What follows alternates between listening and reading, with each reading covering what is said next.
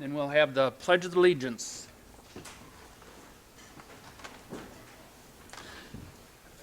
I pledge allegiance to the flag of the United States of America and to the republic for which it stands, one nation, under God, indivisible, with liberty and justice for all. Supervisor Powers?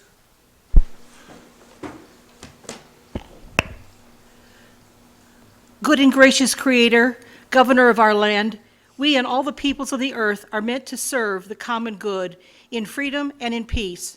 Grant to the people of our country a zeal for justice and the strength of forbearance. We also remember tonight the Minnesota public servants and their spouses who were hunted down, shot, assassinated, and seriously injured in their homes simply because they chose a life of service to the public. Give the leaders of our land a sense of empathy for all victims of violence. Amen. Like that's going to happen. Before we have the adoption of this evening's agenda, there's a couple things I'd like to switch around.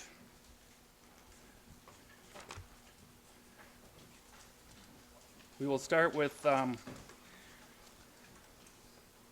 ordinance number 0148062025, and then we'll switch to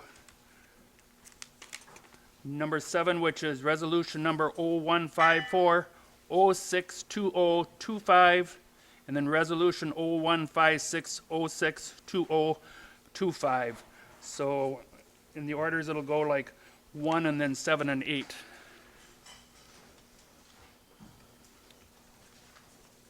Vice Chairman Fari. Thank you, Mr. Chairman. I'll move to adopt tonight's agenda as amended. Motion's been made and seconded to adopt this evening's agenda. All those in favor signify by saying aye. Aye. Those opposed say nay. Carried. At this time, will be allowed for persons present to express their opinions on any resolution or ordinance that appears on the agenda, as well as any matter over this body has jurisdictions. And there will be a 2-minute limit for speaking. The clerk will keep the time on, so when you get close, we'll try to tell you. Otherwise, the timer should be shown on both screens up here. So if you'd like to speak, come forward. Come to either one of the mics on either end. State your name and address and what you'd like to talk to the board about.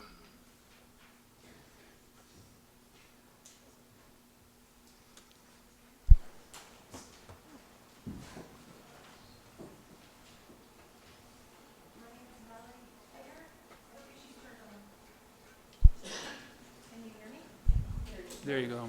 Okay. My name is Melody Bookinger. I live at N9664 Darboy Road in Appleton, Wisconsin. I'm a member of Attic Theater, and we are here to talk about the use of the unit. So, as I said, I'm Melody Bookinger. I'm the president of Attic Theater, and we are glad that you invited us. The Attic Theater was incorporated in 1950, and we've put on at least 3 plays every year since that point. We are a volunteer organization, we are solvent, we are growing, and we are selling tickets. We would like to get back into the CAC. We went there in 2012. Our practice was to rent both theaters for June, July, and August. Our revenue, or our cost for using the facility, was between $8,000 and $12,000 per play, depending upon what we were doing. We would love to return to the CAC.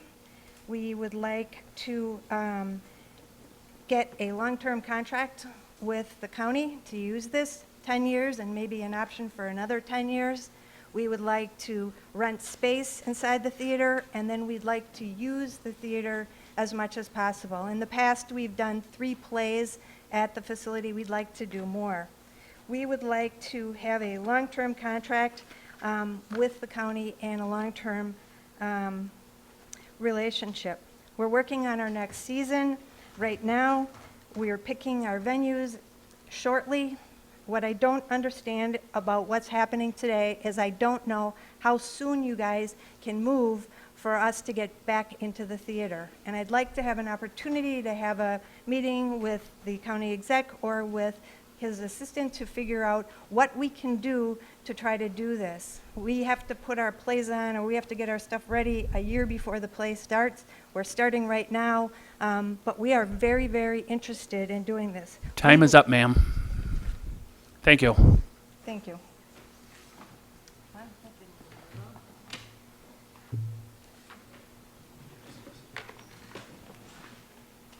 Good evening. Thank you for the opportunity to speak. I know I have 2 minutes, so I'll be brief. My name is Susan Rabideau. I live in Kaukauna, Wisconsin, and for the last 23 years, I have been the director of theater at UW-Fox. I want to talk to you very briefly about the CAC, the benefits to the community, and its ability to generate revenue. Number one, the CAC is a $14 million facility having 3 really important spaces. A theater that seats 360 people, a multi-use black box space, and a visual arts space, as well as all of the supporting spaces. In the state of Wisconsin, it is the best space with the most technically advanced equipment in it. So it's amazing space. Let me tell you about the benefits. It's not just theater. In the last few years, these are some of the things that have been held there. Art installation, concerts, corporate events, weddings, dances, film festivals, marathons, funerals, graduation, and that list goes on and on and on. It's a for the community space. It's an amazing space. And all of those users rent the space. So it has this huge potential to generate revenue. It's uniquely positioned because of where the building sits on the campus, so you can shut off the rest of the campus. You don't have to decide what you're doing with the whole campus. You can do turnkey on the CAC. You made a great negotiation with the UW Oshkosh, so almost all of the equipment is still there. You just need a plan and a technician to turn the key to start generating revenue. The building is only 16 years old. It has a lot of ability to enhance our community culture and is such a beautiful gem in our community. I hope that it will be available for years to come for everyone in this room. Thank you for your time. Thank you.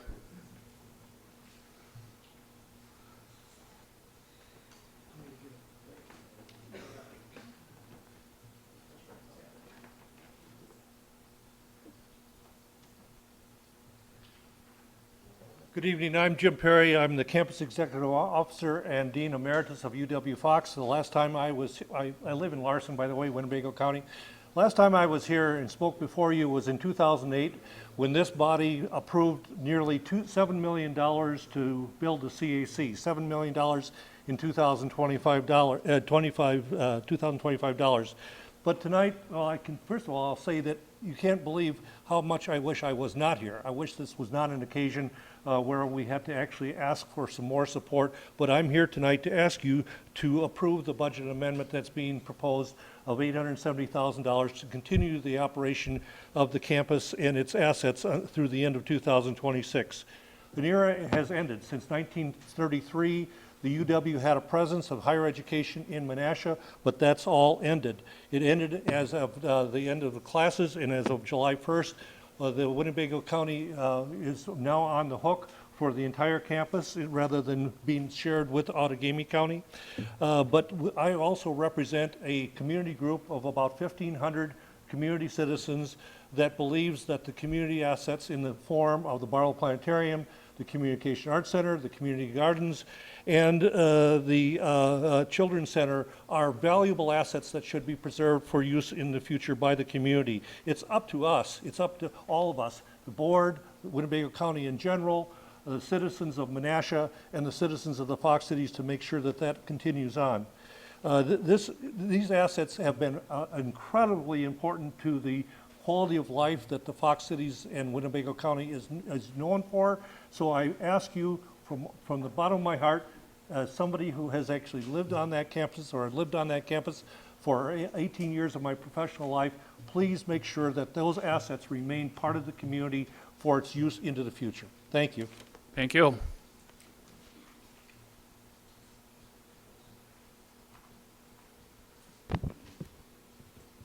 Good evening. My name is Catherine Neiswender. I live at 133 East Parkway Boulevard in Appleton, Wisconsin, and I'm here to speak in support of your funding amendment to support the operations of the Fox campus by Winnebago County. As I have shared before in front of this board, I am a board member of our Fox Valley Concert Band, and I'm also a musician involved in multiple musical organizations across the Fox Valley. The Communication Arts Center has given me and hundreds of other artists, actors, musicians, an incredible, incredible place to play, perform, rehearse, and to be creative. The space is a gem. It has elevated the performance experience for thousands. I'm not a professional musician, performance musician, and nor are a lot of the adult musicians that I play with in the band. So we typically don't have access to high-quality spaces such as the one at the Communication Arts Center. But the CAC gives me and many others the ability to practice our vocation and support the creative economy across the Fox Valley. That has been influential for me and many, many others, is clear, and I thank you from the bottom of my heart for listening to our voices over the past months and taking the bold and important step to take on the campus. We all want to see the CAC flourish. In addition to supporting the additional funding, I'm urging you to move swiftly, echoing what Susan said as well, to get the CAC back into use to bring revenue back to it. Organizations like ours need time, lead time, months to find rehearsal space, book concert dates, and coordinate with our personnel. Having someone to support the booking, leasing, marketing, and the technical support for the facility as soon as possible will help bring these groups back and using the space for what it's been intended. And we'll start bringing the revenue in, and most critically, communicating the county's serious stated intention to help it flourish. So I support the budget amendment and urge you to act swiftly to bring it back into use. Thank you. Thank you.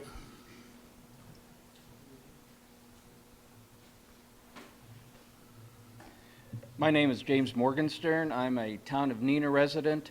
I'm also on the board of the Fox Valley Concert Band, along with Catherine. I commend the county's foresight in acquiring complete ownership of the campus and the agreement to maintain it as a public resource for 2 years. I am speaking in support of the proposed amendment to the county budget, which will fund operating expenses for the former UWO Fox Cities campus through the remainder of 2025. I've been a member of the Fox Valley Concert Band for about 25 years. We play 4 concerts a year. I recall the rehearsal and concert facilities prior to the construction of the CAC.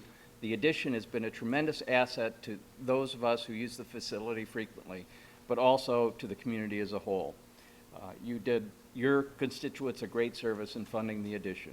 Many members of the community have expressed interest in maintaining the CAC as a public asset for the community at large, and those of us in the arts community are dedicated to serving that community by sharing our gifts there. That interest and dedication suggests to me that in the long run, the CAC can be a self-sustaining operation.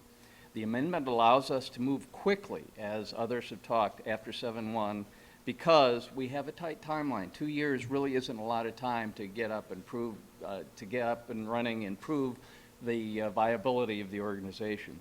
The amendment is also important in ensuring that the facility will be an attractive asset as the county looks to the ultimate disposition of the property.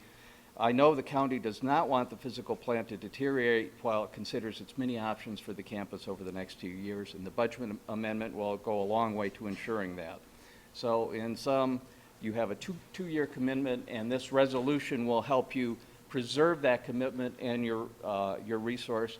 All of us at the Fox Valley Concert Band, and I'm sure the other stakeholders who are interested in the CAC, are committed to doing whatever we can to ensure its success. Thank you. Thank you. And Mr. Chairman, I have a statement from Dr. Mark Sackman who's director of our band. I don't know if you'd like me to read it or if I can submit it to someone. You can submit it to the clerk. Okay, thank you very much. Thank you. Is there anyone else wishing to speak?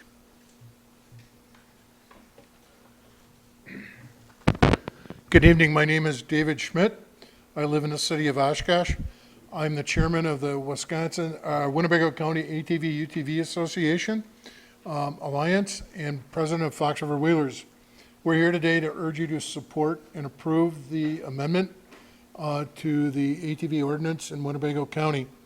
ATVs and UTVs have become number one in the state of Wisconsin across the nation. We have over 512,000 registered vehicles, with over 65,000 miles of routes and trails, it's important that we continue with the times. Right now, Winnebago County, if you look at our past ordinance, we're limited to daylight hours only, and it's kind of limiting for our members to do that. Winnebago County ranks 14th in registered machines, and the way the routes are currently open, it's kind of limiting for what we're able to do. So we urge a vote to go ahead and approve this and move it along, so we can get everybody out on the road riding safely and enjoying their rides. Thank you. Thank you.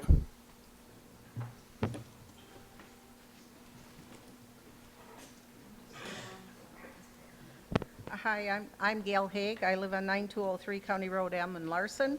I'm here for supporting the Winnebago County Alliance for the ATV. Could you speak into the mic a little more, please? Okay, I'm Thank you. here to support the ATV Alliance.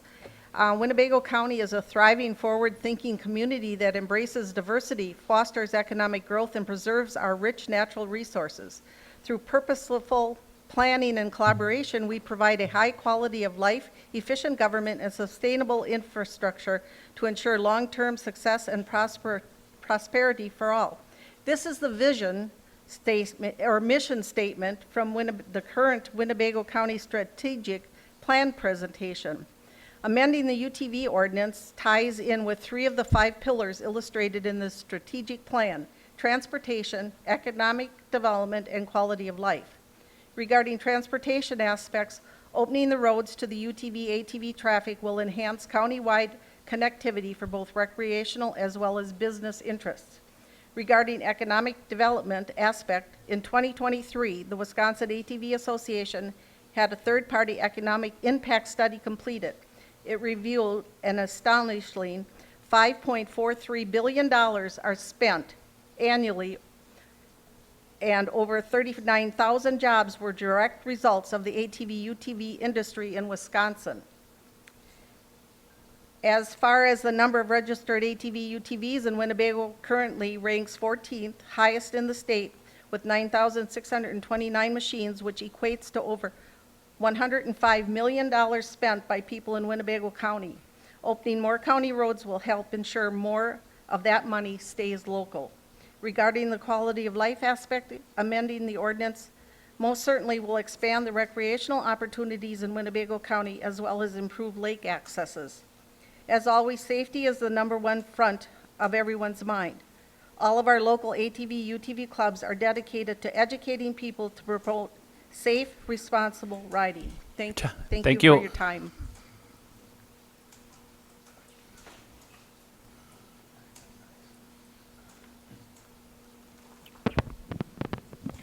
Hi, my name is Jeremy Probst. I live in Oshkosh. I've been here almost 20 years. So, I'm sorry, 1870 White Swan Drive in Oshkosh.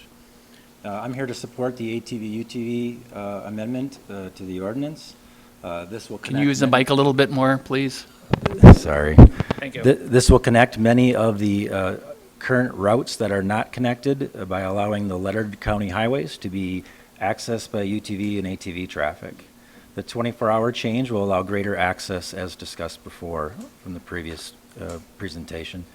Posted speed limit will protect the safety of mixed traffic and mixed speeds. So at this current moment, there's a 35-mile-an-hour speed limit, so you have mixed traffic on certain roads, which can cause accidents. So I'm in support of changing that to allow a lack of mixed speeds for mixed traffic. So similar to motorcycles and other things that travel the roads. Many surrounding counties have already adopted similar ordinances.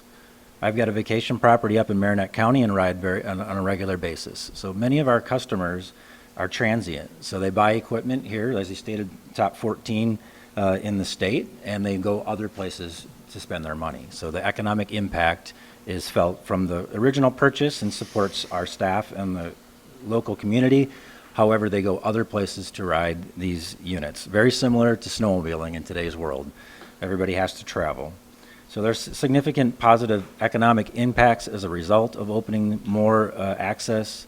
Most of my employees live in or around the counties that are local to us. So you're supporting the local employees that I have.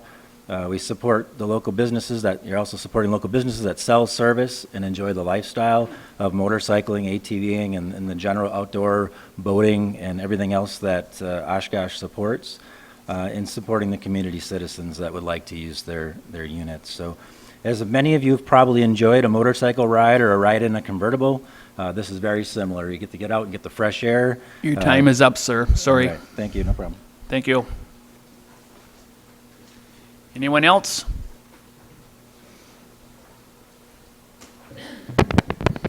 Hi, I'm Steve Wolgard. I live at 7702 County Road Double M in Larson. I'm the president of the Boomerang ATV Club.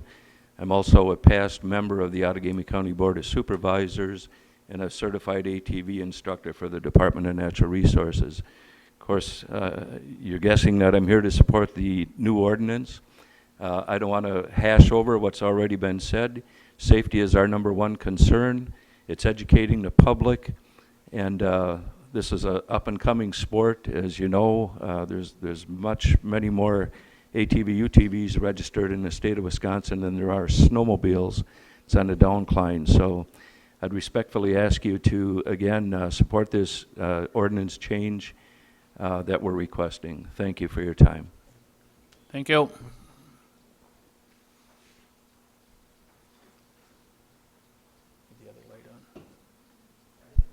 Yes, sir. All right, good deal.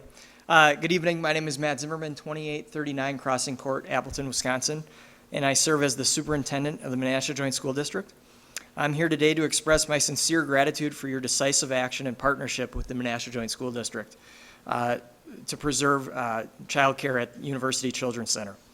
Our partnership ensures that the center will continue to operate in its current location, providing uninterrupted service for families who rely on its high-quality care. Families can expect the same 5-star top-tier programming to continue, a testament to your commitment to expanding access to high-quality early childhood education. This seamless transition means no disruption in care or staffing, preserving a trusted, familiar environment for our children, and maintaining the strong educational programming already in place. Our collaboration truly reflects our community's dedication to supporting students and families throughout the county. It reinforces our collective commitment to finding ways to maintain a strong foundation for ongoing educational success and growth, benefiting both current and future students as well as our entire community. I also want to thank you for your efforts to preserve the community assets at UW-Fox, specifically the Barlow Planetarium. This incredible resource serves children across our state, instilling a love of science and astronomy that can ignite lifelong passions. Its continued operation is invaluable to our educational landscape. Your dedication to these crucial community resources demonstrates a clear vision for the well-being and education of our children. Thank you for your leadership and foresight. Thank you.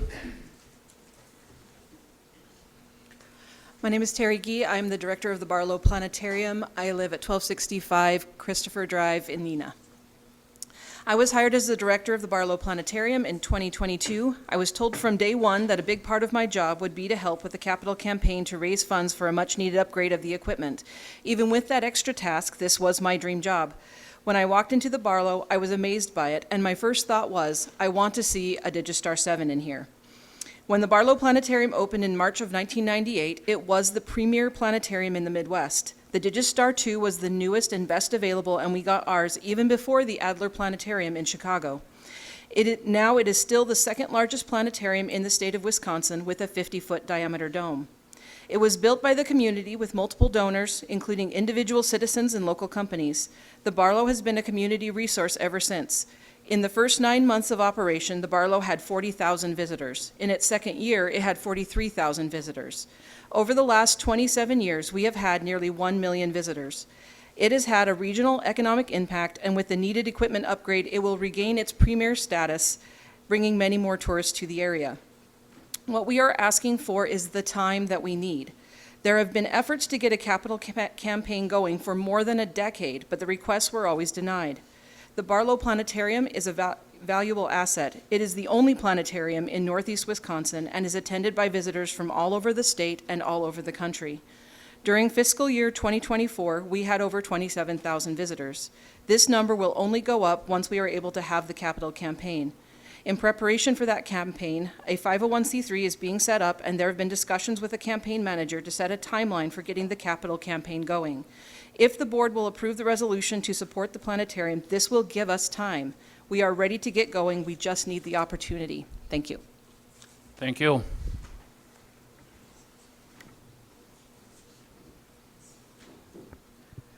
Well, good evening. My name is Austin Hammond. My address is 366 Nicolay Boulevard, Menasha, Wisconsin. I'm proud to serve as the mayor for the city of Menasha, but this evening I stand before you in my individual capacity. I want to express my gratitude for the work that you all have done on the behalf of the residents of Winnebago County with your due diligence to acquire this campus and this property, and I stand before you this evening to speak in support of the budget amendment. Make sure that you're doing the important work of really looking into the future of what is best for the residents, for Winnebago County as a whole, but also the folks that live in the city of Menasha. So don't want to get too into the details other than just to say thank you very much for the work that you do. I know the work that you do is hard, and there's certainly a lot before you with this, but I support the budget amendment and hope that you will keep the folks that live in the city of Menasha in mind as you're making the decisions for the future of the campus moving forward. So thank you very much. Thank you. Anyone else wishing to speak before the board on anything this evening? Anyone else?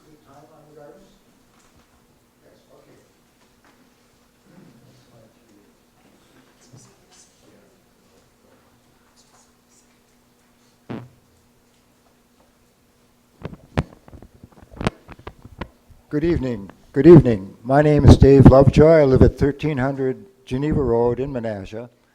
When I retired about 5 years ago at age 73, I was fortunate enough to get a plot at the gardens over at the Fox campus. The gardens there are on about half an acre with 30-some active plots. There's wood chip walkways between the garden sections and a small rain shelter. All of this enclosed by a 9-foot-high deer fence. And yes, we do have the deer. They're still there outside the fence. And that was erected by a scouting project just a few years before my time there. I've been struck by the diversity of the garden population, individuals, families, young and old, seasoned gardeners who are willing to help, and people who have a plot for the very first time. It's a wonderful place to share and learn. The garden community has interacted with the public in many ways, programs with the public schools and library, and we've had service organizations like the Scouts erected the fence around the gardens, and for which we're very grateful for that. The gardeners in return have donated some of their harvest to the food pantry located just a few blocks away conveniently. And the gardens entirely are a low budget prospect, really. We take supplies from a few nominal fees for each year for garden registration, and in the future we're planning some discussion with the University Extension and AdvoCap for further support on administration with ties severed now with the university. Thank you for your time, and anybody interested in a tour, Walt knows how to reach me. Thank you. Thank you. Anyone else? Anyone else? Anyone else? Anyone on Zoom?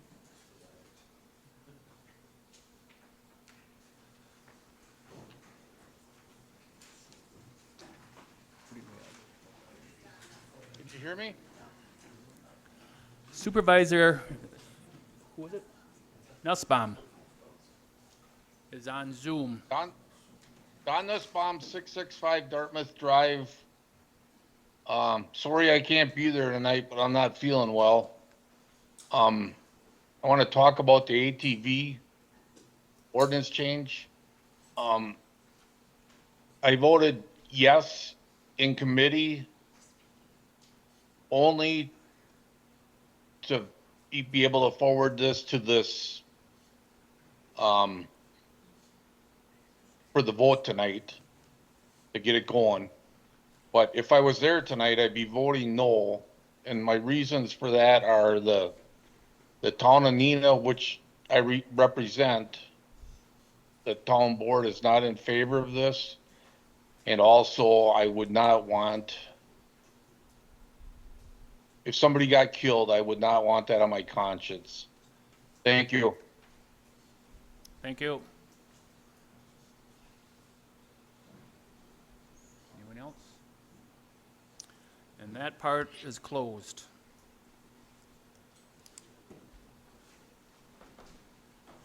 Communications from the county clerk.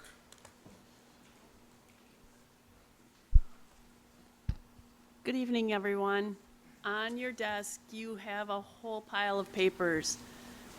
Part of that pile includes 5 letters in support of the UW-Fox system.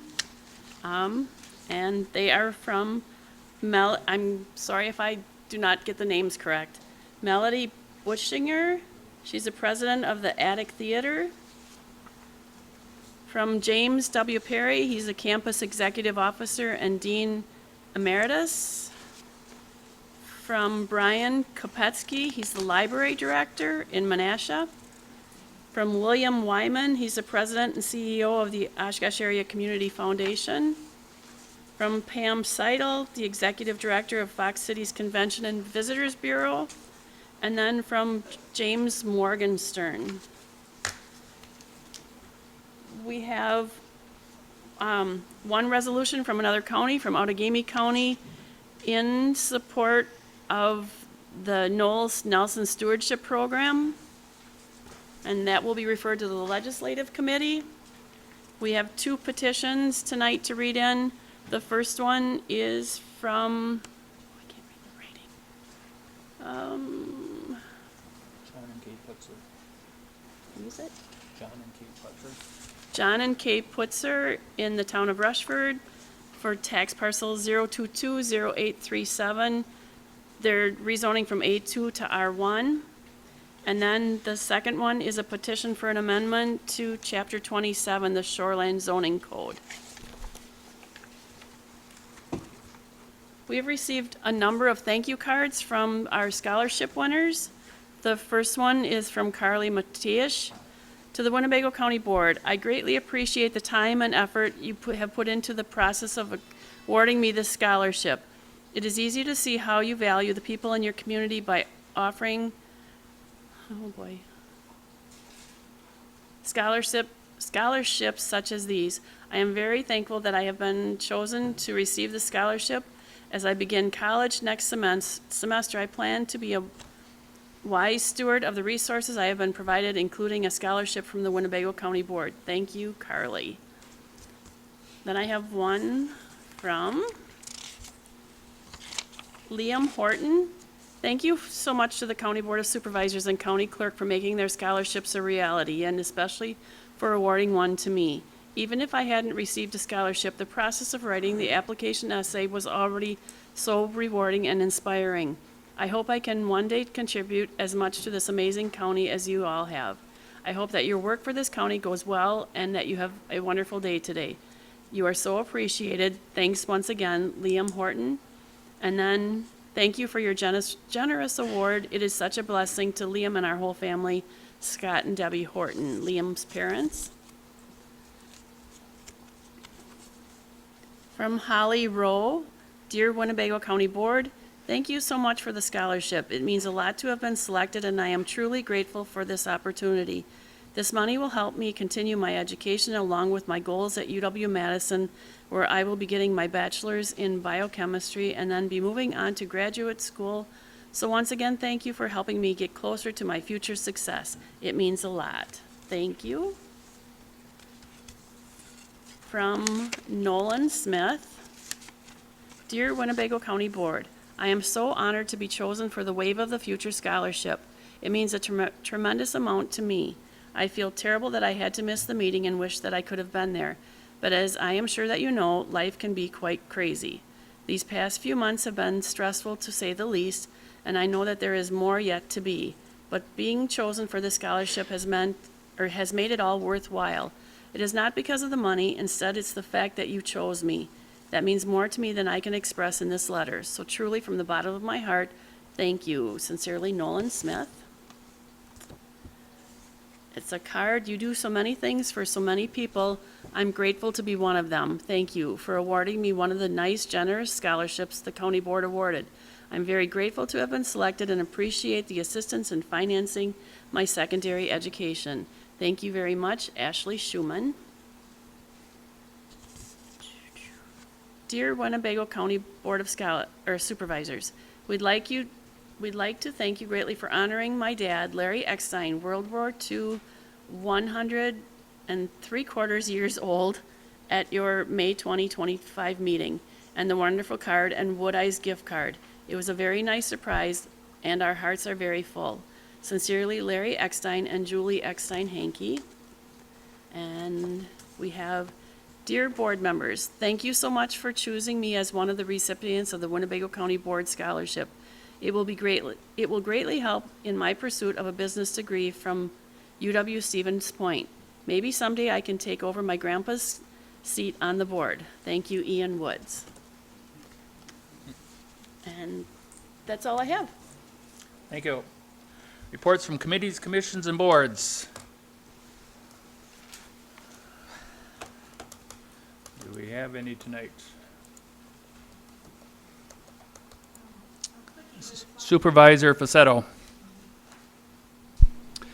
Thank you, Mr. Chairman. I have two quick items. The Industrial Development Board will be meeting tomorrow, and we do have a presentation from Lou Shear, who will be talking a little bit about some of the work she's been doing in bringing the housing issue to bear as one of the items or areas under the broader economic development umbrella. And I would encourage anybody who is interested in what Winnebago County might be able to do to further enhance housing opportunities throughout the county, please come out over, and it's going to be at 1 p.m. Tomorrow. The second thing is I'd like to just expand a little bit on what Julie Bartles mentioned regarding Chapter 27, the shoreland zoning. We're going to be having a public hearing, and I'm doing this, I guess, on behalf of Howie Miller, who is in Alaska right now. He can't Zoom in, unfortunately. So the public hearing is going to be at 6 p.m. at the Coughlin Center on July 1st, and we'll be deliberating that directly after that public hearing, as opposed to waiting for 2 weeks before a decision is made. And the issue is a portion of the jurisdiction of Section 23, which is the differentiation between town general authorities in shoreland zoning and the county authorities. Thank you. Thank you. Supervisor Powers. Thank you, Mr. Chairman. As a member of the Human Services Board, I want to announce that the annual wheelchair wash will be happening again this year. It's August 9th from 10 to 12 at J&R. There will be, well, they're calling them raffle baskets, but they don't have to pay for these. These are gift baskets that will be awarded to participants who show up, not our volunteers who work, but people in wheelchairs, and I believe if there's enough, their companions. And then second of all, once again, our sheriff is going to be reading the Declaration of Independence at 8 o'clock on the 4th of July on the county courthouse steps. This is a tradition that began 249 years ago, before there was communication, and sheriffs throughout the 13 colonies read the Declaration to their citizens. So it's great, it's fun. You get a little American flag that the sheriff has purchased himself, and everybody be there. Thank you. Thank you. Anyone else? Anyone else? Not seeing anyone. We'll move on to the county executive's report.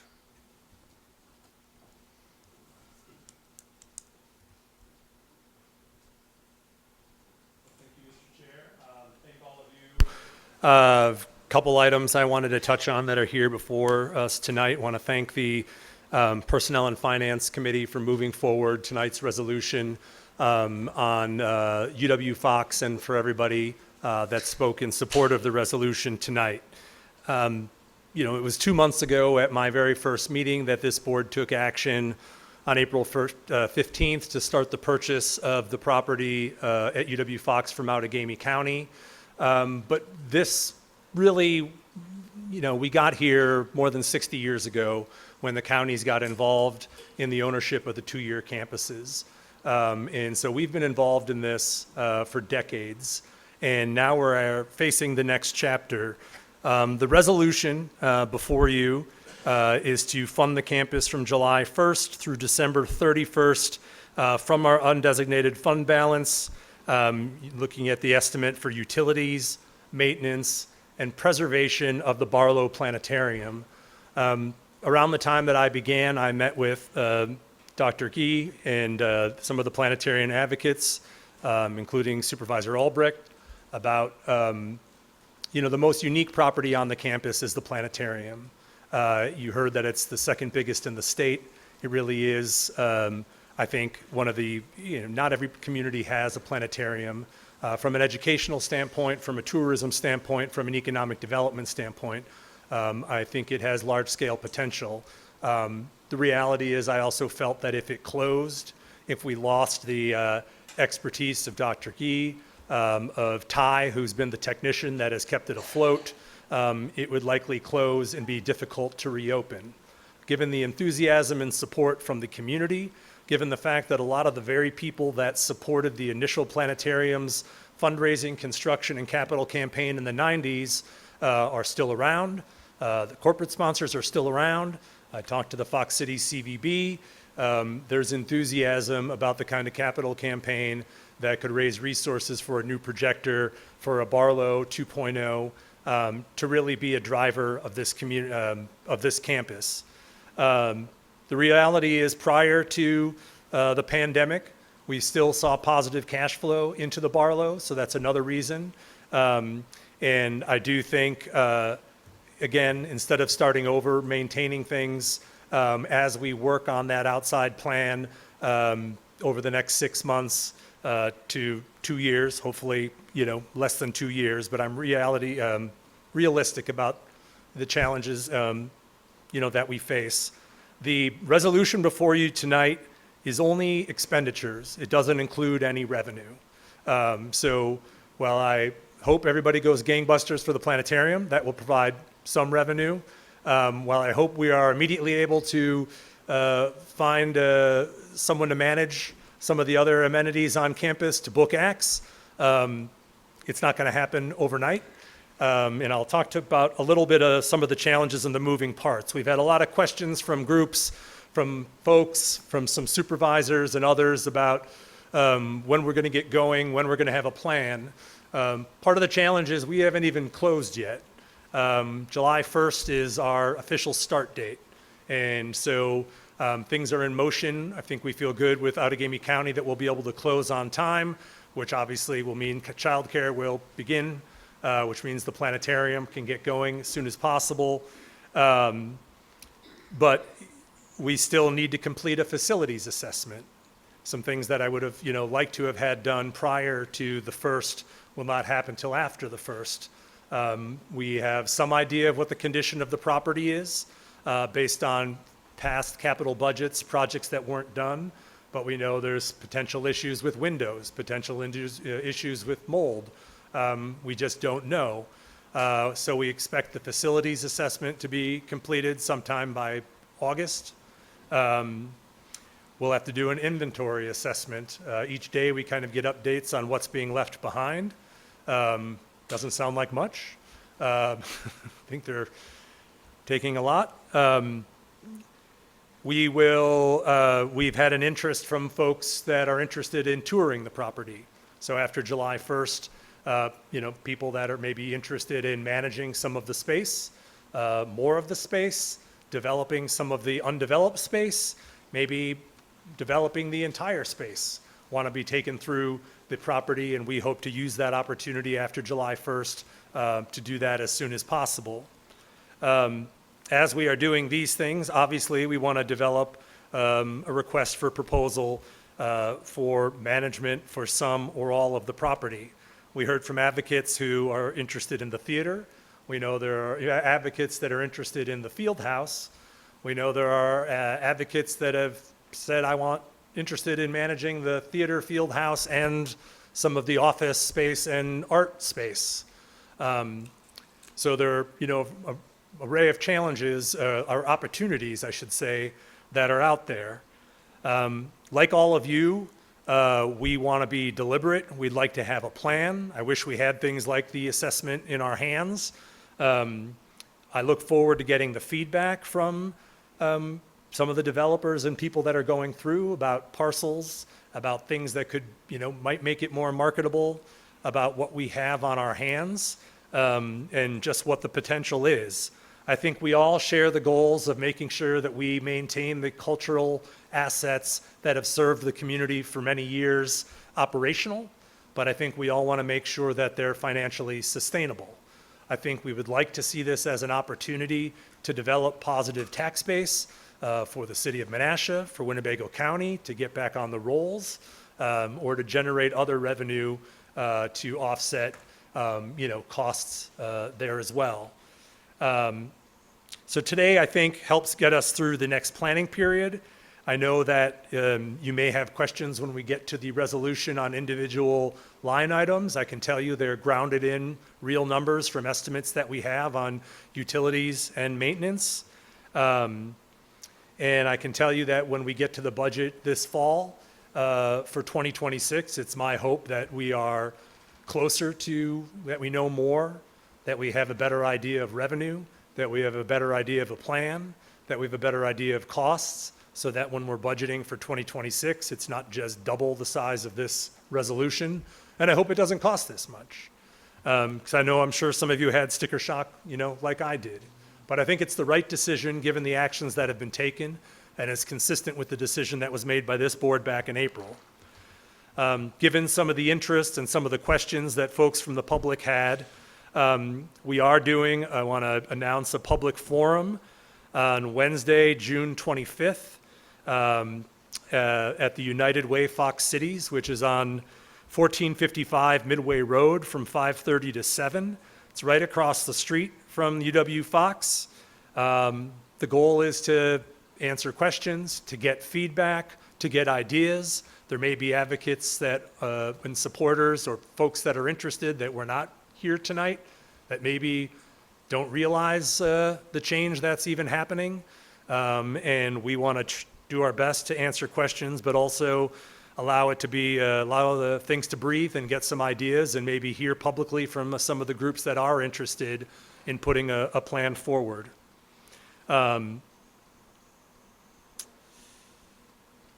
also want to thank the Facilities Committee for meeting earlier tonight on the lease agreement, creating some more flexibility. You knew that anything less than a year, we were able to negotiate. I think some of the urgency to act as fast as possible and not get bogged down in the committee to board to approval process will allow us, with the support from the Facilities to Committee, to come up with a more reasonable timeframe to conduct a lease process that will give us the flexibility to accommodate in a timely fashion what we're going to try to do to better plan for the needs at the UW Fox campus. And I do want to thank Superintendent Matt Zimmerman from the Menasha Joint School District for his partnership. It's been a crazy 2 months, each step from purchase to termination to new agreement to approval to getting it to a Menasha to getting to closing.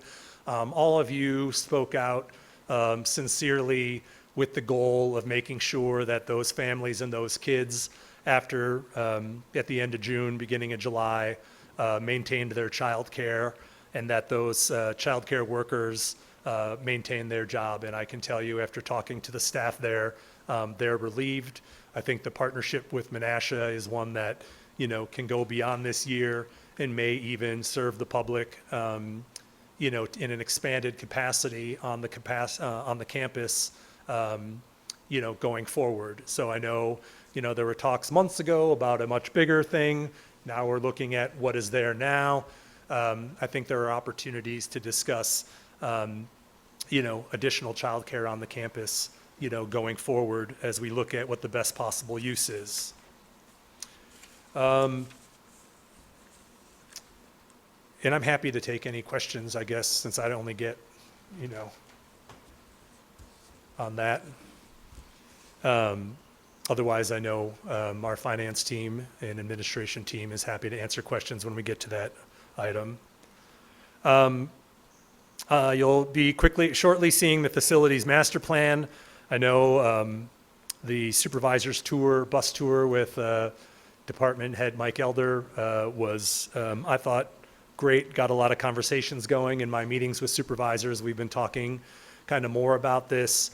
I think during the presentation tonight, I'll just kind of ask, us to think about the lens of, how do the buildings that we have impact our operations? How do the ones that we have now impact our ability to deliver services? How would newer, consolidated, or improved facilities help us deliver county services to the people we represent? Does the location or the access to these buildings matter to the individual departments? In other words, some of our departments don't directly serve the public. It might not mean as much, but some of them do. And so think about, when we're thinking about efficiencies or, saving money or where we might own land, think about what the mission of those organizations or those departments is and how the location matters. And then the last one, would it be beneficial for a department to be located close to another department? I know on the bus tour when we were driving around the campus by highway department and the sheriff's department, it was easy to imagine a public works department or a justice center or things that when combined would create a lot of operational efficiencies and a lot of functional efficiencies that would save time, save money, and create more optimal services. And just want you to know that these are long-term things for us to think about, but when we head into the budget this fall, we're going to try to be intentional with our capital budget and make sure that every decision that we are making is the beginning of good money, not throwing money at projects that we don't intend to keep around. Jamie and Paul have made sure that we've requested departments to do 5-year capital plans along with 5-year labor plans so we can do better projections and we can start thinking about how to tie in our capital budget on a year-to-year basis into what a proactive master plan might look like. So I look forward to the presentation tonight and conversations with all of you. And then when we get into the budget this fall, maybe thinking about how it starts getting together and steps that we could take to move forward, with a vision towards that plan. Speaking about budget, I know we had some discussion of the budget when you guys were discussing the ad hoc committee rules, and one of the things we really wanted to accomplish was to avoid that kind of condensed, crushed period towards the end. I've been big on wanting it to be a process that's more transparent, where we can engage the public more, where we allow you to have a little bit more time to deliberate, discuss, draft amendments, not do things on the fly. So when we were looking at the design of our process and working backwards, we had a goal of doing a budget kickoff on the overall budget in September. We'll try to get you a date as soon as possible, looking at doing like a 4-hour session in the morning for those that can make it, a 4-hour session in the evening for those that couldn't make it in the morning, of an overall presentation on the budget. We'll have food. And with folks there to answer questions. In addition to the proposed, 500-page budget document, we plan on doing a budget in brief, an abridged, more executive document that gives you really the overview and story and the narrative of the budget. What are the assumptions that were made? What are the spending decisions that were made? How did we overcome, how did we balance the budget? What the trends have been over the last 5 years. Where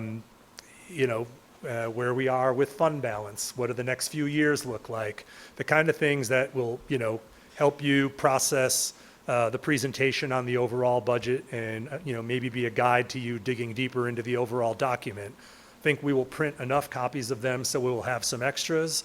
It's also the goal during this time after the proposed budget to be able to take it on the road, to do town halls. I've already scheduled a Rotary session for October to be able to present on the county, because we need to talk about our programs, our services, what it is we do, and doing it during the budget is a good time to do that.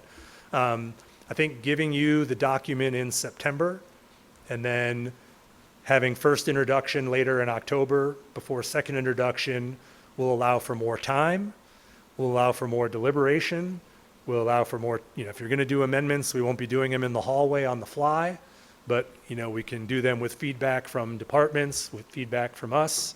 I just think that'll help with more certainty, and I think it will also allow for the certainty on the final days where maybe we won't be here as long if we can, stretch out some of the discussion and deliberation. I should also say we do plan on having committee chairs in the executive development of the budget, and we'll still have department head briefings at the committee of jurisdiction during September as well. So, we're trying to maintain those things that I think have worked well, for supervisors in the county, but wanted to share those with you, and as we get more information or as we get that date together. I think we were originally looking at later in September, but I know WCA meets, I think the week we're looking at, and didn't want to conflict with that. And then I think we had a board meeting the other week, so we'll figure it out and get that to you. Last thing I just want to mention, I want to thank all of you that were a part of passing and supporting the Purple Highway designation on Highway 21 between Algoma and Omro. I want to thank my predecessor as well for working to get that done. We had a really nice event a week ago Saturday for the dedication with Purple Heart veteran Roy Rogers, who had really advocated for it. Our our department head from Veteran Services was there. Sheriff Motz was there. Highway Commissioner Damel was there. Adam from my office was there. And it was just, the weather was great. It was a really nice event. We got some news coverage, and I think it meant a lot to the veterans in attendance that were there. And you can see the sign up. At least I saw it last night when I was coming back into town, into Algoma. So that is my report. I do have one appointment, Mr. Yes. Chair. I wanted to reappoint Supervisor Steve Binder to the Parks Commission. Motion's been made and seconded to appoint Steve Binder on the Parks Commission. All those in favor signify by saying aye. Aye. Those opposed say nay. Carried. Thank you. Did you have a question? Oh, I'm sorry. We had a question up here, County Executive. I didn't see his name up there. We have a question.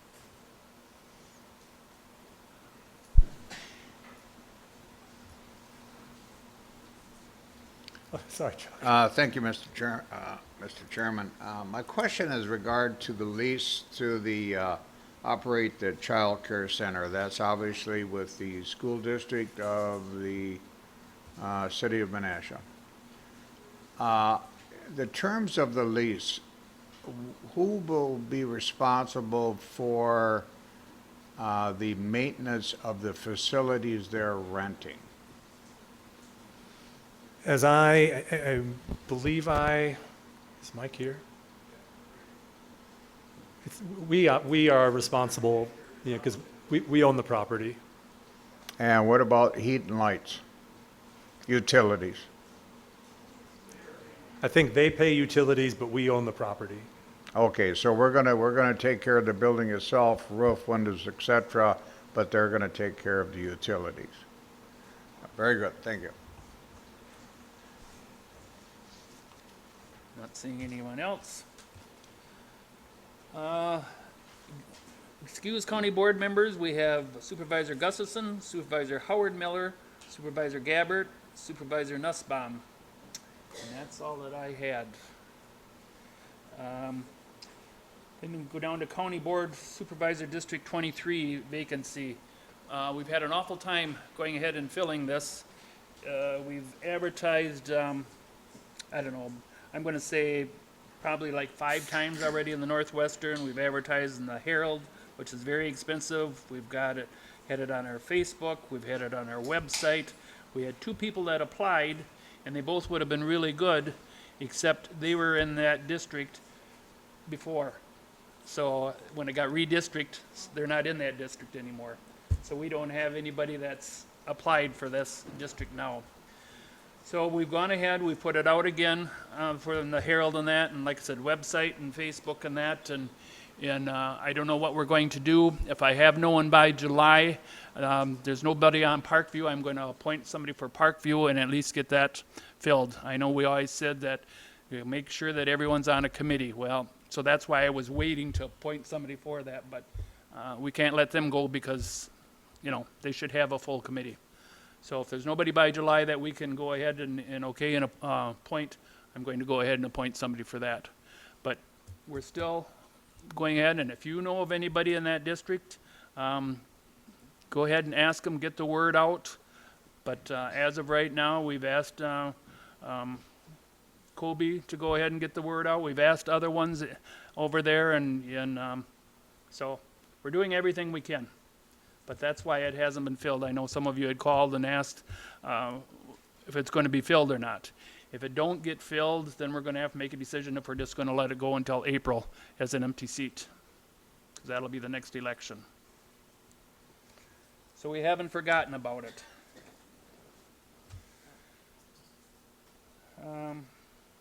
Next is the presentation by the interior architect and discussion on the county space needs, study and masterpiece. And this might go over a little bit, just so you all know.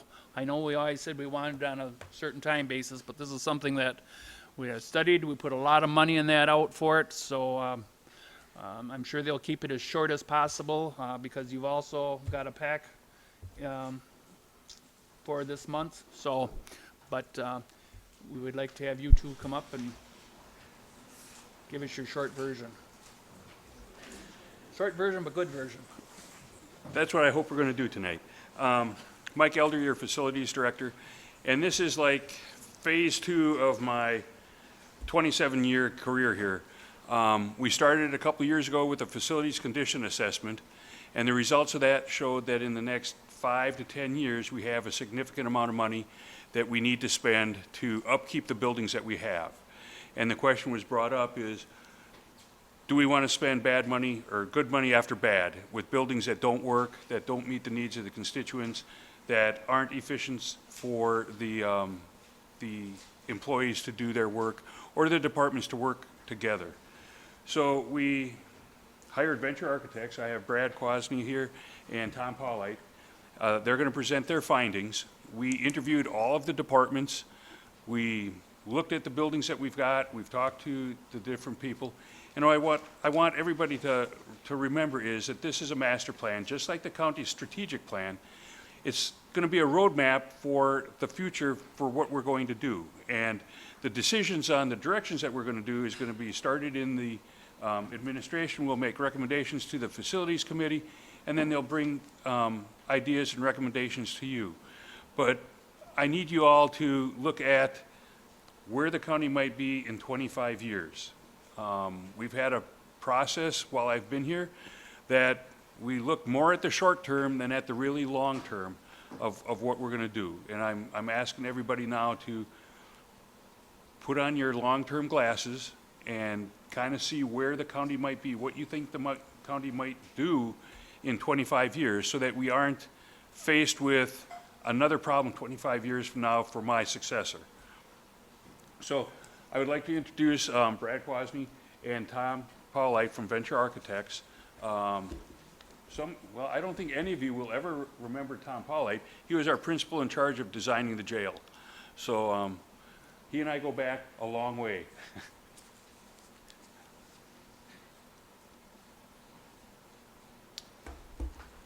Hello, everyone. I'm Brad Kwasny with Venture Architects. Tom Paulite over here. Tom will consider this a perfect night if he doesn't have to say anything. So,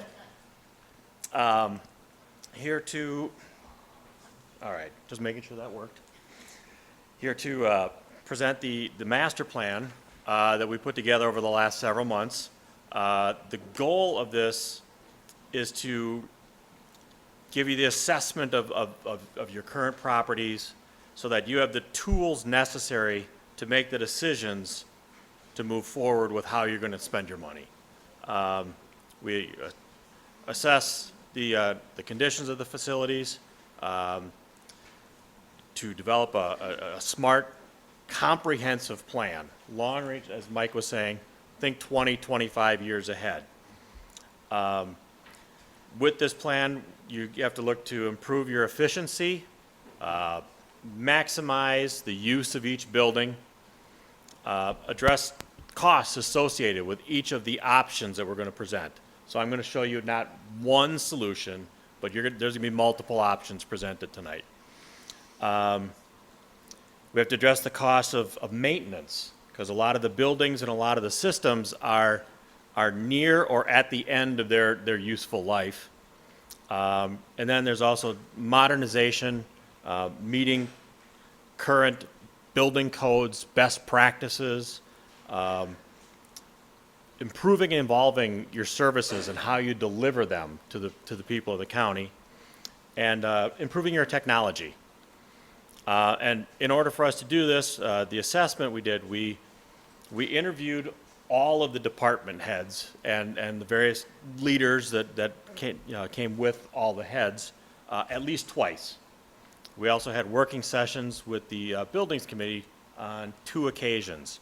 So this has been an ongoing several-month process to get as much input as possible and exchange of ideas. So, what we did, we assessed all the buildings. There were a couple of reports that were already done. The facility condition assessment done by McKinstry in 2023 was part of our process. And there was a study completed by Context Architects in 2022 that studied the needs of the highway department. That was rolled into what we looked at. Additionally, in our reviews with all the department heads, we looked at historic staffing levels and projected staffing levels to help assess what kind of spatial needs you're going to have moving forward. We also considered existing master plans and for the solid waste and for the parks departments. Things that you should know that we did not do.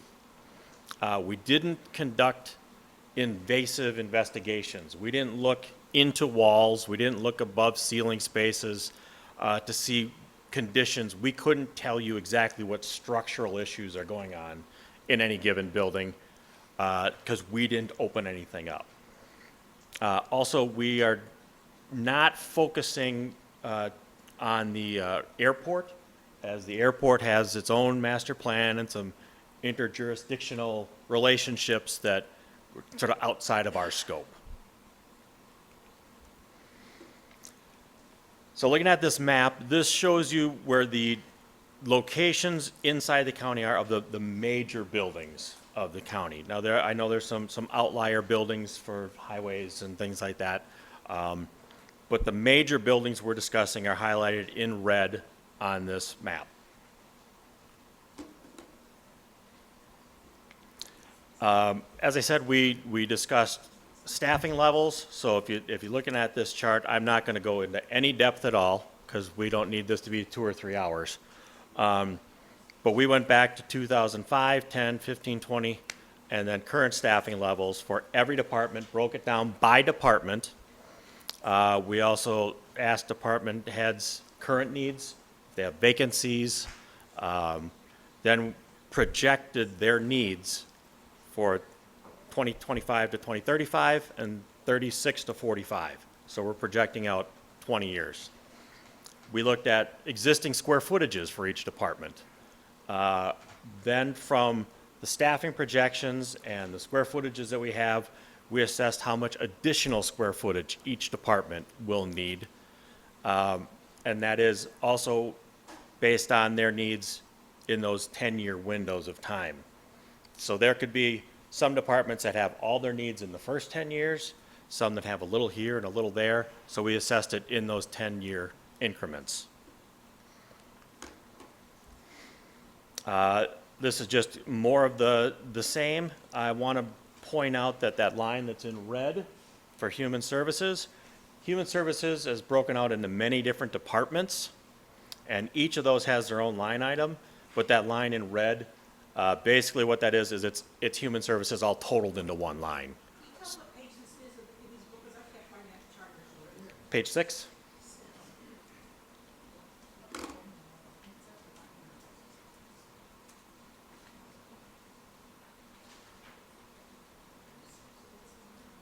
Okay.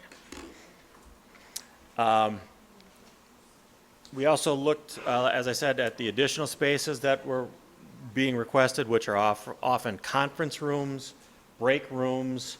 A lot of those spaces just don't exist, or they're painfully small and almost unusable. And then because human services is also a department that has a lot of growth and it's spread out all over in many different buildings. This chart on the bottom shows you each of the departments and what buildings all their people are located in. So you can see how spread out human services is.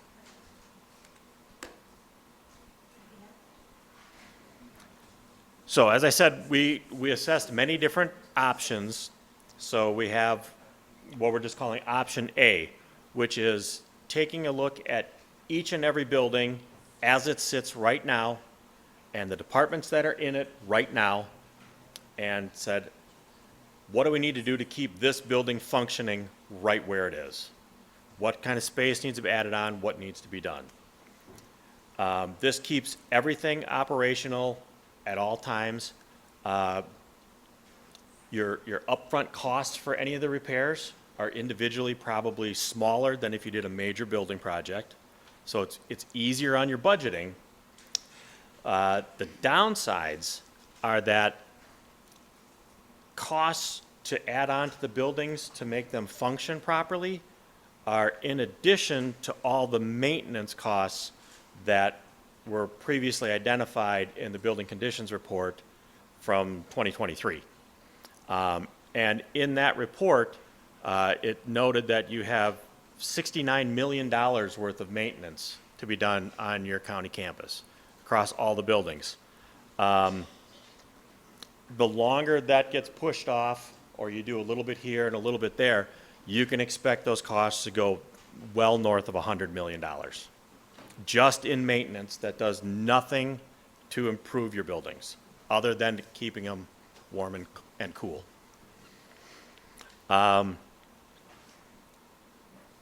Additionally, as I said, you have a lot of your building systems are at or near the end of their life cycle. So while you may be hoping to extend a system, another 3 years, 4 years, 5 years, that system may have a different opinion. So you could have expenses come up that you have to deal with right now. You know, just total unexpected failures. We obviously can't predict that, but we know that you're at the end of the life cycle for a lot of your systems. Another problem is the buildings are often very inefficient for how they're being used. Most of your buildings are being used for some function other than what they were designed for. So most of the departments in the county are in a building that wasn't designed for them, but they have done the best they can possibly do to make do with what they have. But they're very, very inefficient in many cases. For an example, the the courts. The courthouse doesn't even come close to current standards for maintaining safety in a court facility. We'll just leave it there for right now. We'll get back to that one. The other problem is you have insufficient parking at almost every facility in the county. And if we're going to maintain the buildings where they sit now, we have to basically add on to every one of the buildings. And you have almost no buildings that you can add on to anywhere other than into the parking lots, which will make the parking worse.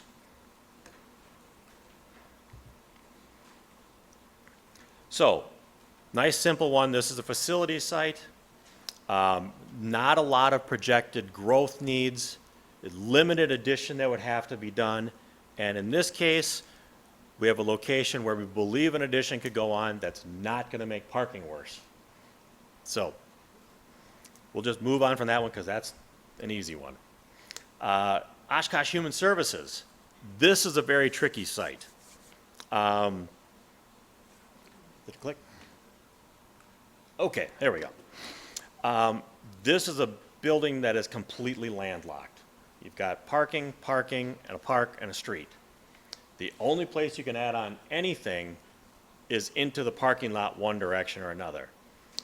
Human Services is also tricky, as I was saying earlier, because it's so spread out, it's in so many places. If you're trying to consolidate people, move them in, move them out, it's really hard to say how much space you need in any given location, because it's kind of inefficient right now with everyone being scattered everywhere. As best we could tell from the interviews we've done, spatial assessments we've done, you could get by at this building with a single-story addition of 1,800 square feet. But again, that will go into the parking lot, eliminating parking that you are already short on.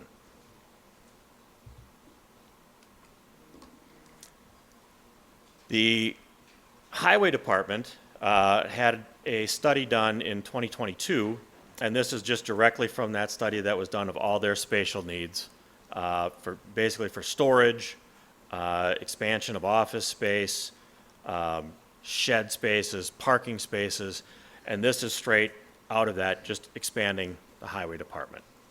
So this is hopefully old news for many of you. The administration building. This one is, we'll call this one problematic. The administration building is landlocked on three sides by other buildings, the street, and then it's a parking lot on the other side. If you take all the different departments that are scattered all over the building and you added up the square footage that is needed throughout those buildings, we come up with about 16,000 square feet of space.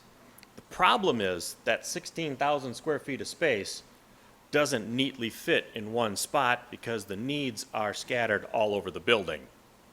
So what you would have to do is you could put on a three-story addition of about 5,500 square foot per floor, and that would be built into the parking lot, chewing up more parking that you don't have, but you would have to basically gut the interior of the building to move all the needed spaces to the departments where they're needed, because it doesn't all fit in one spot. Does that make sense? At the courthouse and Orrin King property, assuming you'd want to keep this building functioning as is right now with courts, it is short on office space. So if we put in a three-story addition located near the security addition where that went on a couple years ago, we could get the square footage in there. There is a lot of pedestrian traffic back and forth every day, rain or shine. So we would say that what you need to do is add a connector piece between the two so that people aren't crossing the parking lot going through traffic on snowy, icy, rainy, horrible, windy days when they're carrying armloads of files and everything else. This is also on the National Historic, the National Historic Register, which makes it more difficult to modify the building. Not impossible, more difficult. There's more hoops to jump through. Parks Department. This one, their biggest immediate need is really for staff, a break room and additional restrooms for their summer staff. They're just very short on that. Additionally, there's the existing beach house, which is in kind of at the end of its life cycle. And part of their master planning idea would be to build a new beach house, which would have small event space in it that could be rented out as a revenue center. Once that would be built, then you could tear down the old beach house and reclaim that space. So that's our A options for just leaving all the buildings where they sit. Now moving into the B options. B options would be combining spaces together.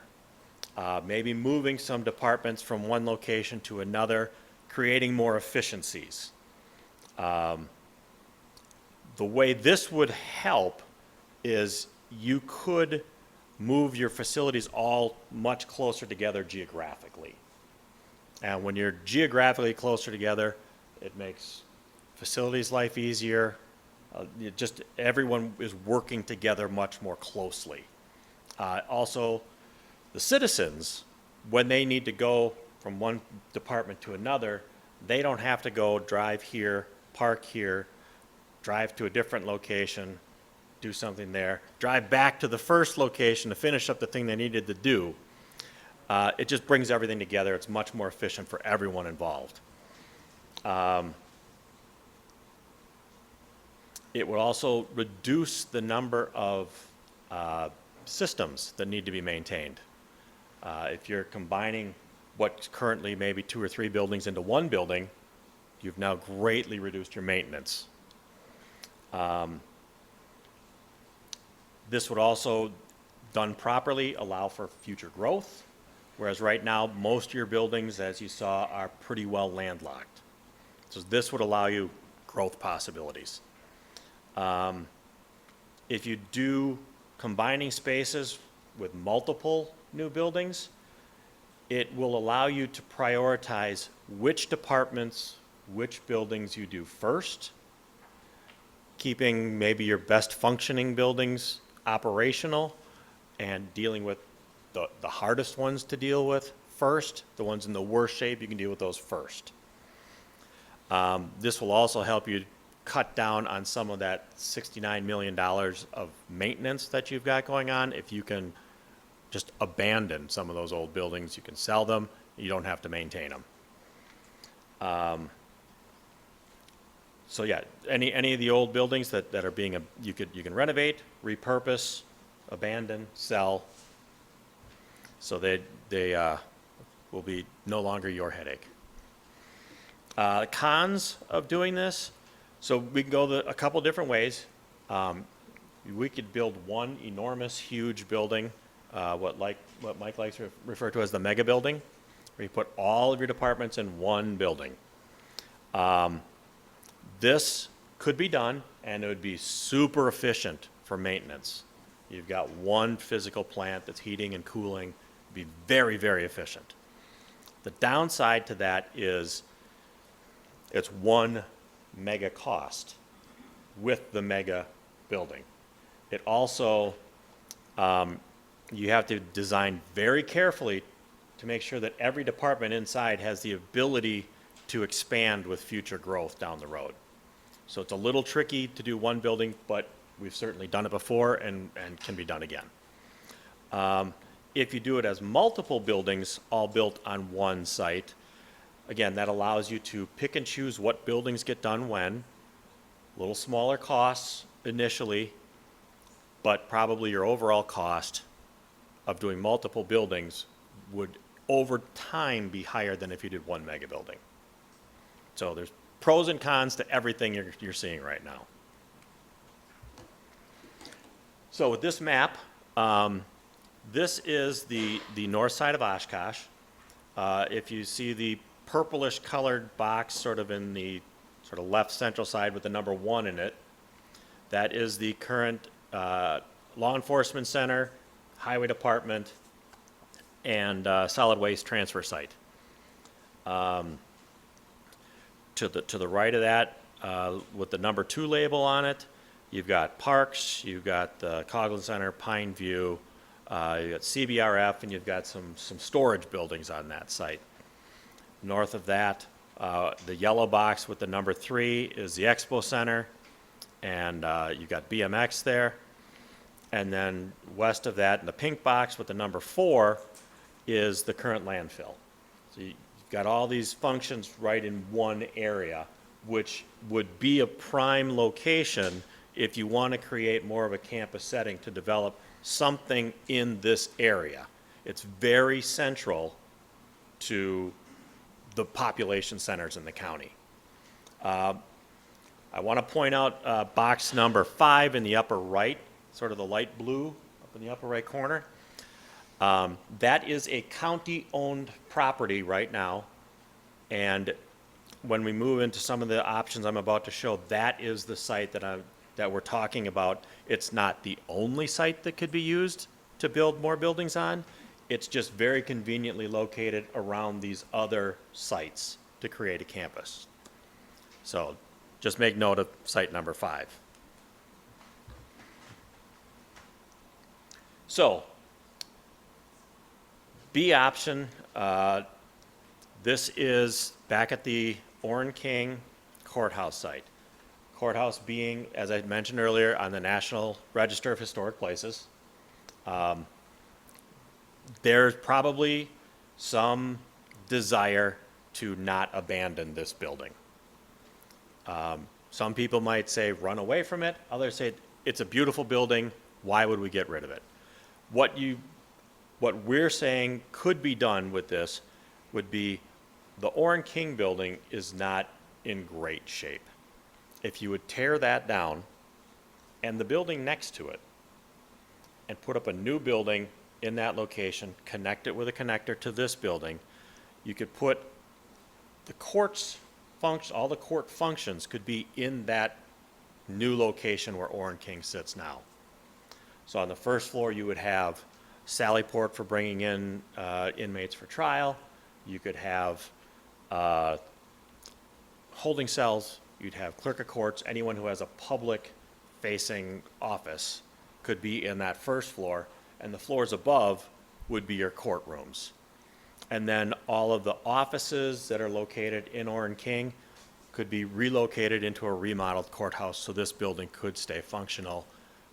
But the courts would be allowed to be upgraded to have best practices built into it for safety, where you have the public has one entry, one public corridor, judicial staff has another corridor for their safety, and then inmates come in a third corridor. Unlike here, everyone uses one corridor.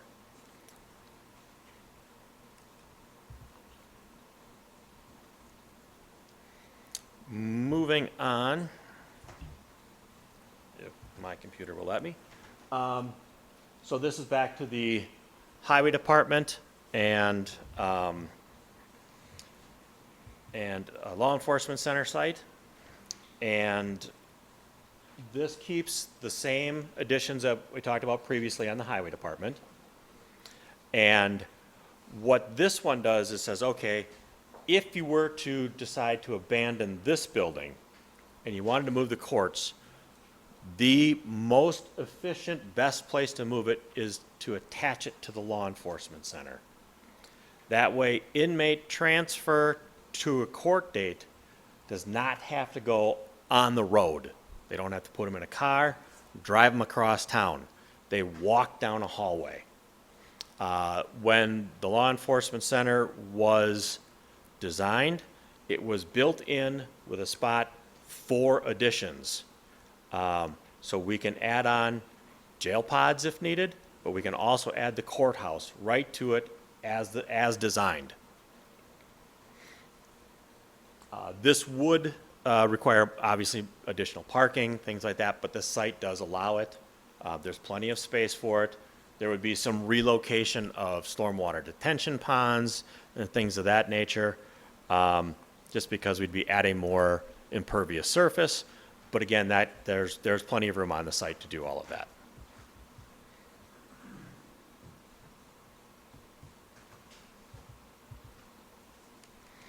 Now, this slide takes us to that light blue number 5 site that I was pointing out earlier.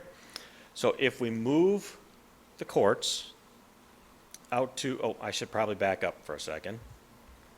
In addition to the highway department addition I talked about, if you look and you see the green boxes on the highway, that would be moving facilities to the same location as highway, basically creating a DPW.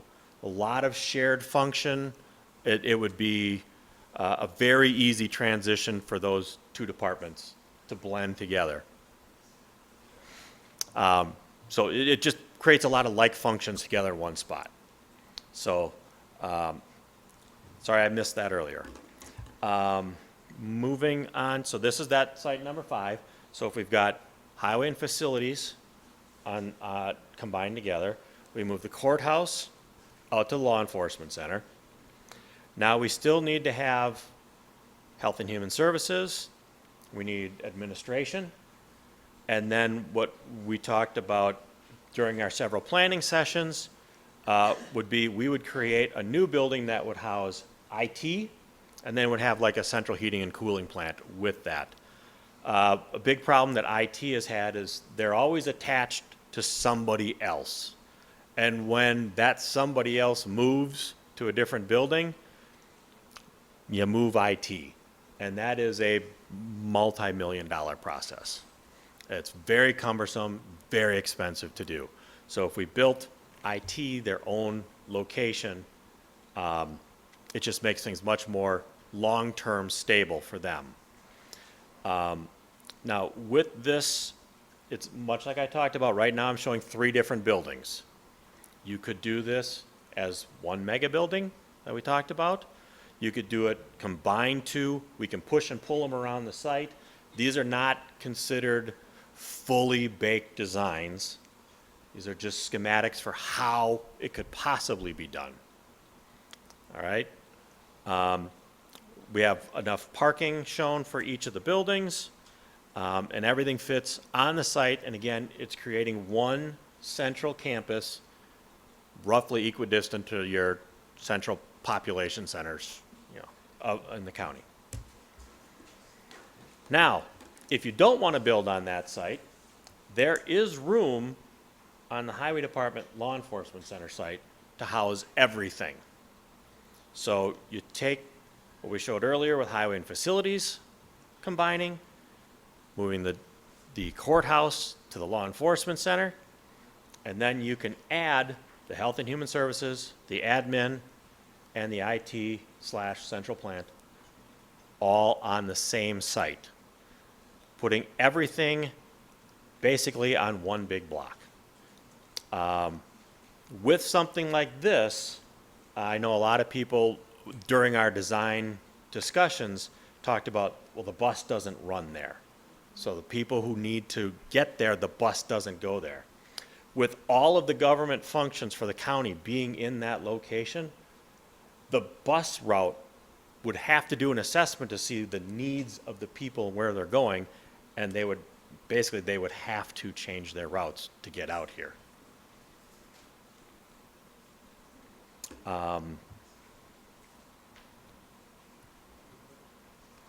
Trying to keep this brief for everyone. So this last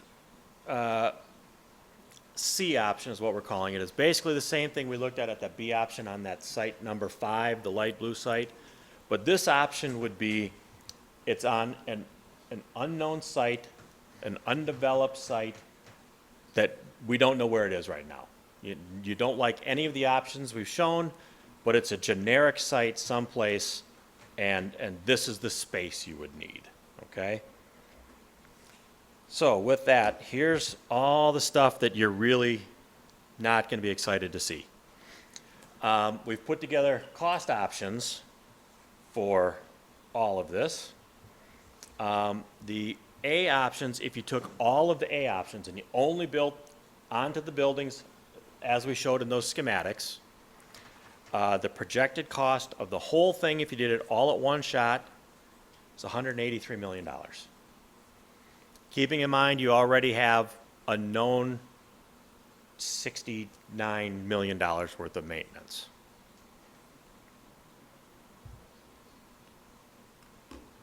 If we move on to the B option where we demolish Oran King and put up a new building for courts on that site, that would be $100 million.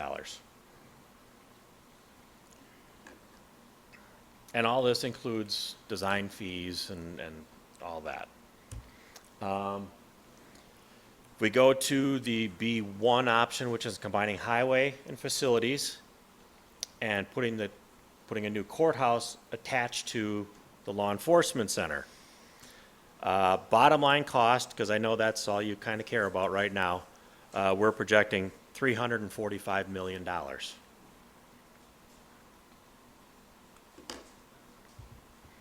If you do do that same option, but instead of having the 3 separate buildings out on the north end of that, you do one mega building, you could save about $4 million, make it $341 million.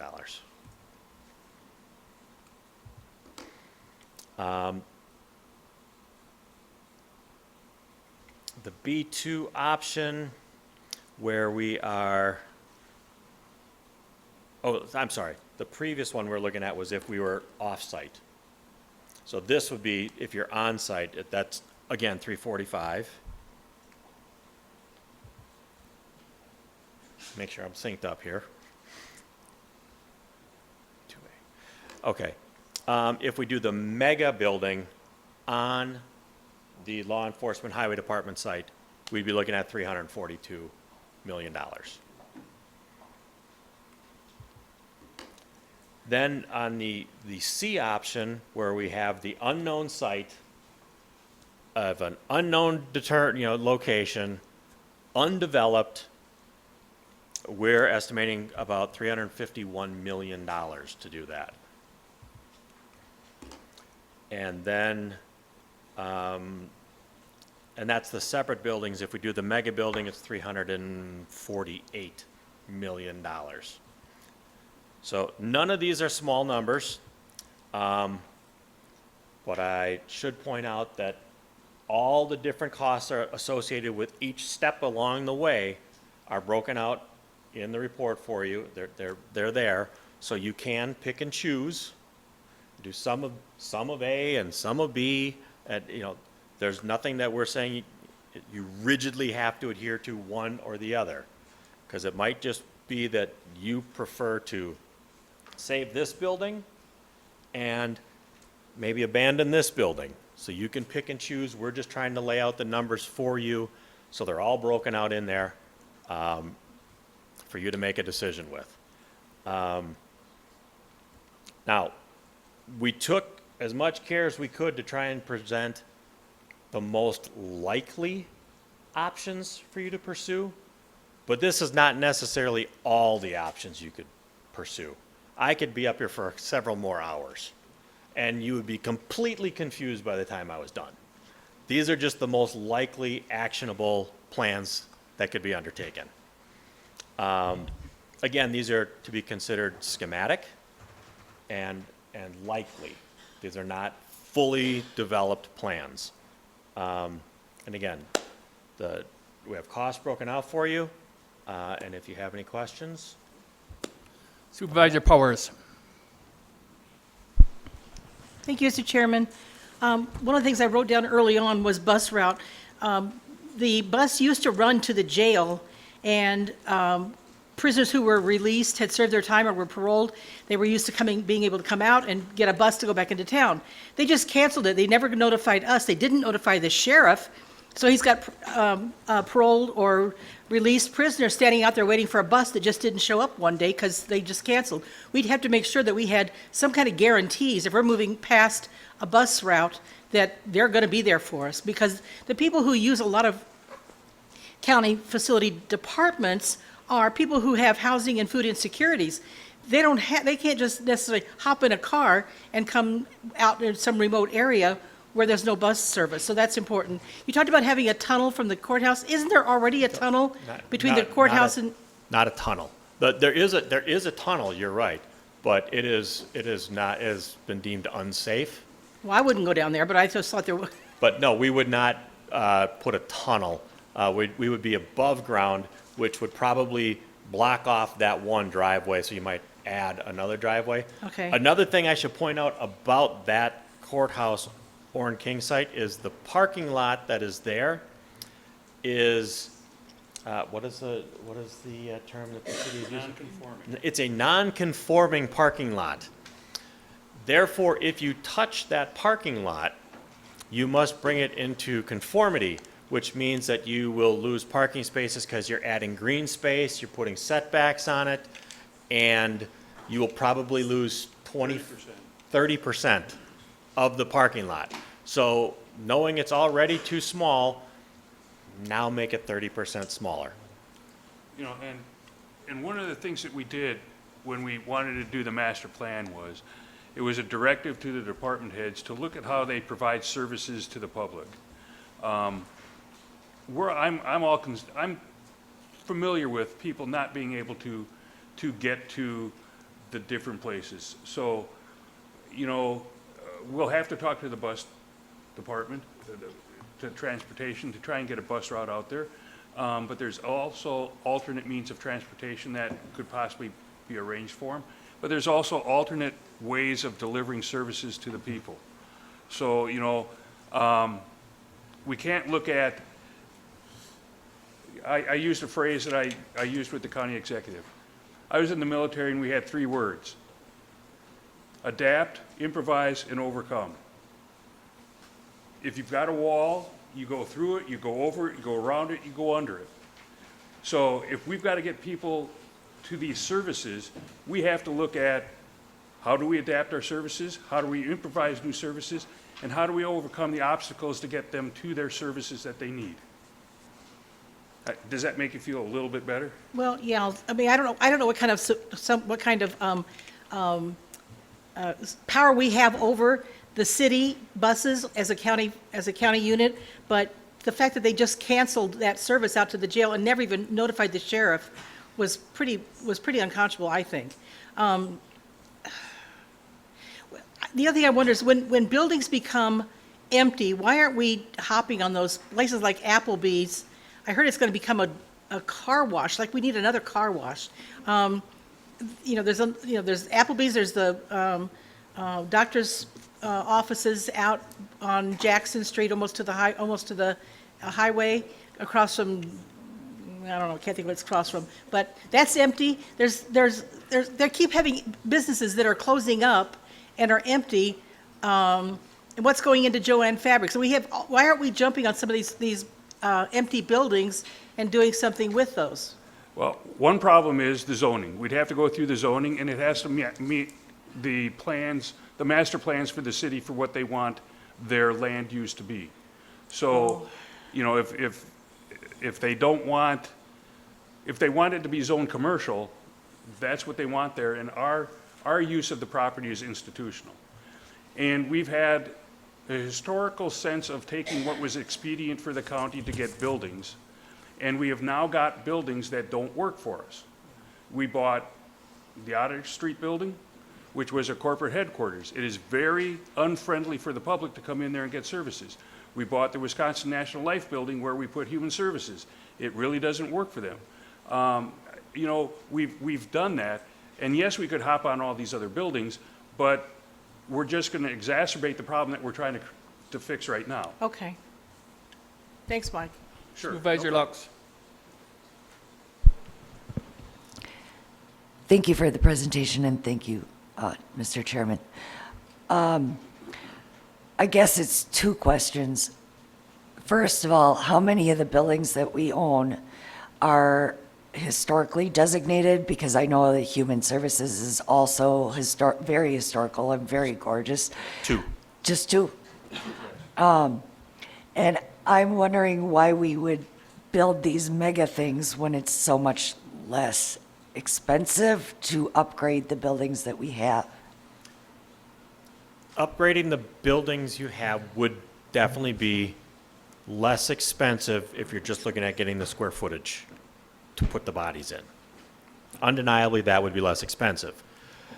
To get the buildings to function efficiently for the people who work in them and for the public who needs to come to meet with those people is a much more complicated process. So you would end up most likely gutting large portions of the buildings themselves, which means when you're doing that, you have to relocate the staff that's working there, the departments that are functioning there, in order to make the buildings work with those footprints that I was showing on the plans. So yes, you can do it. It can be done, and it would be less expensive to just put the square footage on and then just move this person from this box to this box and this one and this one. But if you want to make the building function as efficiently as possible, then you're looking at a pretty extensive process. But the bus route already goes to those places. And wouldn't we want to save the historical buildings? I mean, what does it take to tear down a historical building? We're not necessarily saying tear down the buildings. Well, They the can be one- repurposed. We've got a historical Yeah. building that housed the Northwestern, and it's being turned into a hotel and a restaurant right now. So there's nothing saying that the Oshkosh Human Services building couldn't be turned into condominiums or apartments. I guess I was or- referring to the one, the not Human Services building that was historically preserved. I don't remember what other building that is. It's the courthouse Right. and. Oh, it's Oshkosh just Human this Ser- building and, Yeah. okay, that's it, Yeah. okay. Yeah. I But- thought there was another one. I don't want to seem flip or anything, but buses run on tires, which run on roads, and routes can be changed. They And- don't like to change it. But I live in Oshkosh. I can start voicing concerns. You know, there are, I think, 5 county board supervisors that live in Oshkosh that can start voicing concerns to the city that they need to start looking at meeting the needs of their constituents to get them around and not, you know, we just moved a bus stop from Washington Avenue that was very convenient for the people that went to Oshkosh Human Services, and they moved it around the corner up to the corner of Mount Vernon and Northwestern. You know, that's not as convenient for the people that use Oshkosh Human Services. Why they did that, I'm not sure. But, you know, we need to try and engage the city and say, these are the needs that the county has in order to meet the constituents of the entire county. And we need you to look at getting your citizens to where we provide services. And we also have, like I said earlier, we have the opportunities to look at how we provide services to the community. Maybe we need to rent some rooms at the library for a period of a certain time during the week to be able to outreach to the people in that area that can't get there. You know, it's, once again, I'm gonna go back, we need to adapt how we do things and how we can get people to meet our services, because we want to look at a plan that is gonna be good for like 50 years. In 50 years, the city of Oshkosh may reach all the way up to Neenah. I don't know. You know, it may go all the way, halfway out to the town of Omro, or the city of Omro, or Winnebago. You know, it depends on how the population's going, everything. We've got to be looking and being proactive and looking out to 50 years from now. Can I add on to that? If you were to say, we want to build the campus, whether it's a mega building or multiple buildings or whichever site it's on, just in that general campus area, you're really looking for probably a year of design time and 2 years of construction. So you would have 3 years to work and get those bus routes figured out.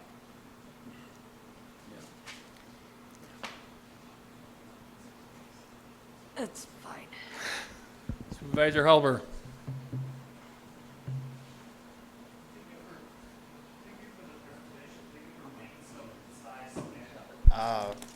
So blunt. Thank you for being so concise and so blunt in your presentation. I really enjoyed it, and I could follow along with it. It was really easy to understand.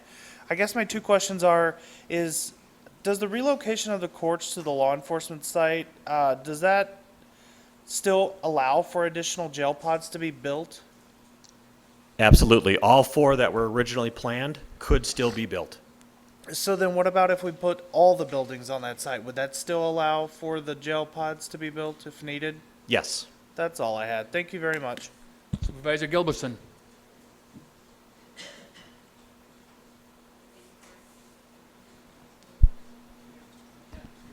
Thank you, Mr. Chair. I had 2 questions. First, I wanted to know where that north side property, number 5, like what is around that area? And my second question is the Orn King building. You were talking about a building next to it. What year was that map from? Because that's all green space now. So those maps are out of date. Oh, okay. you. The building up there, the site to the north, it's surrounded by park grounds, the Expo Center, and it's off of Highway A on Highway Y.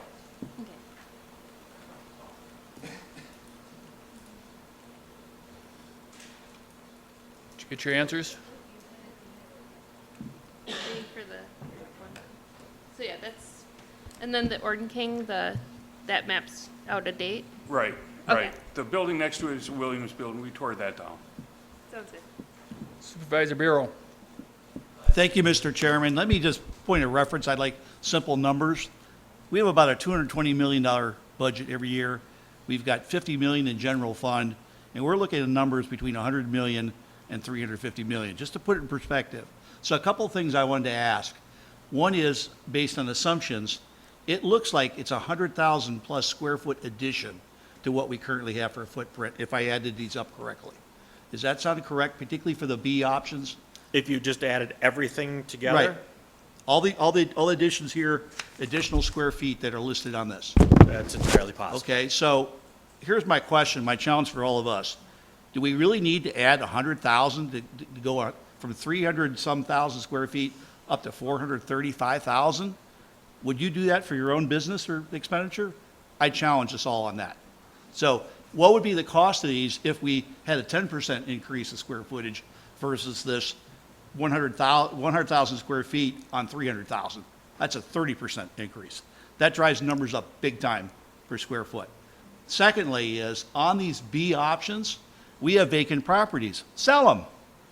What's the net cost then of the project? We're looking at big numbers of 300 million, but we're going to have empty properties of value. Sell them. What's the net number ultimately? I know it's a swag, but it won't be 300 million then. It might be a much lesser number. When you pull the square footage down and when you look at the net price. And the last thing I know, which is the hardest of all, is there should be value to synergies. If we have sheriffs and people driving back and forth, and we've got sheriff departments and et cetera running all over the place, this is just the cost to build it. It's not the cost of ownership. So think of yourself with a car. It's my gas mileage and it's the cost of the car plus my cost to operate it. If we have a much lower cost to operate, I know it's a harder thing to estimate. That again may make one of these bigger investments look better as far as an ROI. That's all I wanted to bring up. Thank you. Supervisor Facetto. Thank you, Mr. Chairman, and thank you for the presentation. I'm going to stick with Supervisor Bureau's financing line of questioning, and just two quick ones. You have as the contingency at 15%. Maybe I'm a little out of my league here, but I always thought it was more of a 10% contingency. Has that just jumped up lately? We're using 15 right now just because market volatility and just projecting out into the future. So we wanted to bring in worst case scenario. Sure, sure. Okay. I mean, we've done projects where, you know, if it's a big price tag, you can come in with a smaller percentage contingency and still have plenty of funds in the contingency just because of the magnitude of the cost. Okay. But right now we didn't want to give you a number and then you decide to pursue something and then what you Sure. see is blowing that out of the water. Okay, and then the second question is, you have the inflation, 2027, I believe, would be sort of your start date, but your inflation number is 8%. Why not something closer to 4.5? Or, again, is it the same type of assumption that you would prefer to be on the higher end? Preferring to be conservative. Okay, thank you. Supervisor Buck. Thank you, Mr. Chairman. Thank you for your presentation. I think this is the second time I've seen it. There's a lot of things in here that made sense, some things that didn't make sense. The logistics part of it, like Supervisor Bureau had mentioned, not driving between buildings, that makes sense, maybe a DPW building. Can you talk more about your experience or Venture Architects' experience? Director Elder asked us to put on our 50-year county supervisor hat. What is Venture? I know you guys have done some of these studies for other municipalities. Can you walk me through the 20-year lens or your 50-year lens of how you're envisioning this and how you put together this presentation? So each county has a slightly different approach for what they want to do. Some counties, when we walk in the door, they say, we know that we need to just get rid of this building. We know it doesn't work. We need to do something. Others might be, we know that we have this large facility. I'm going to use Eau Claire County as an example. We did their master plan 20 years ago and ended up building one large government center. And a couple of years ago, after they had built off of that master plan, they asked us to come back and do a new master plan. And what we did with that master plan was just assessing the use of the spaces inside the building to see how things could be reworked, renovated, and tweaked with our best projections from 20 years ago didn't all come to fruition. COVID threw things off, because when they got COVID, then the Huber program went away, so now they had a whole jail pod that was unused. You know, things like that you just can't predict. So they brought us back last year. We did a brand new, we reassessed the master plan just for the internal use. And we've got, from that one project under construction, we've got one that's going to go out to bid in July, and we've got a third one that we're about to start designing on. We did this same type of master plan program for Rock County. From that, they built a 911 center. They've redone the law enforcement services, the jail, a human services building, courts.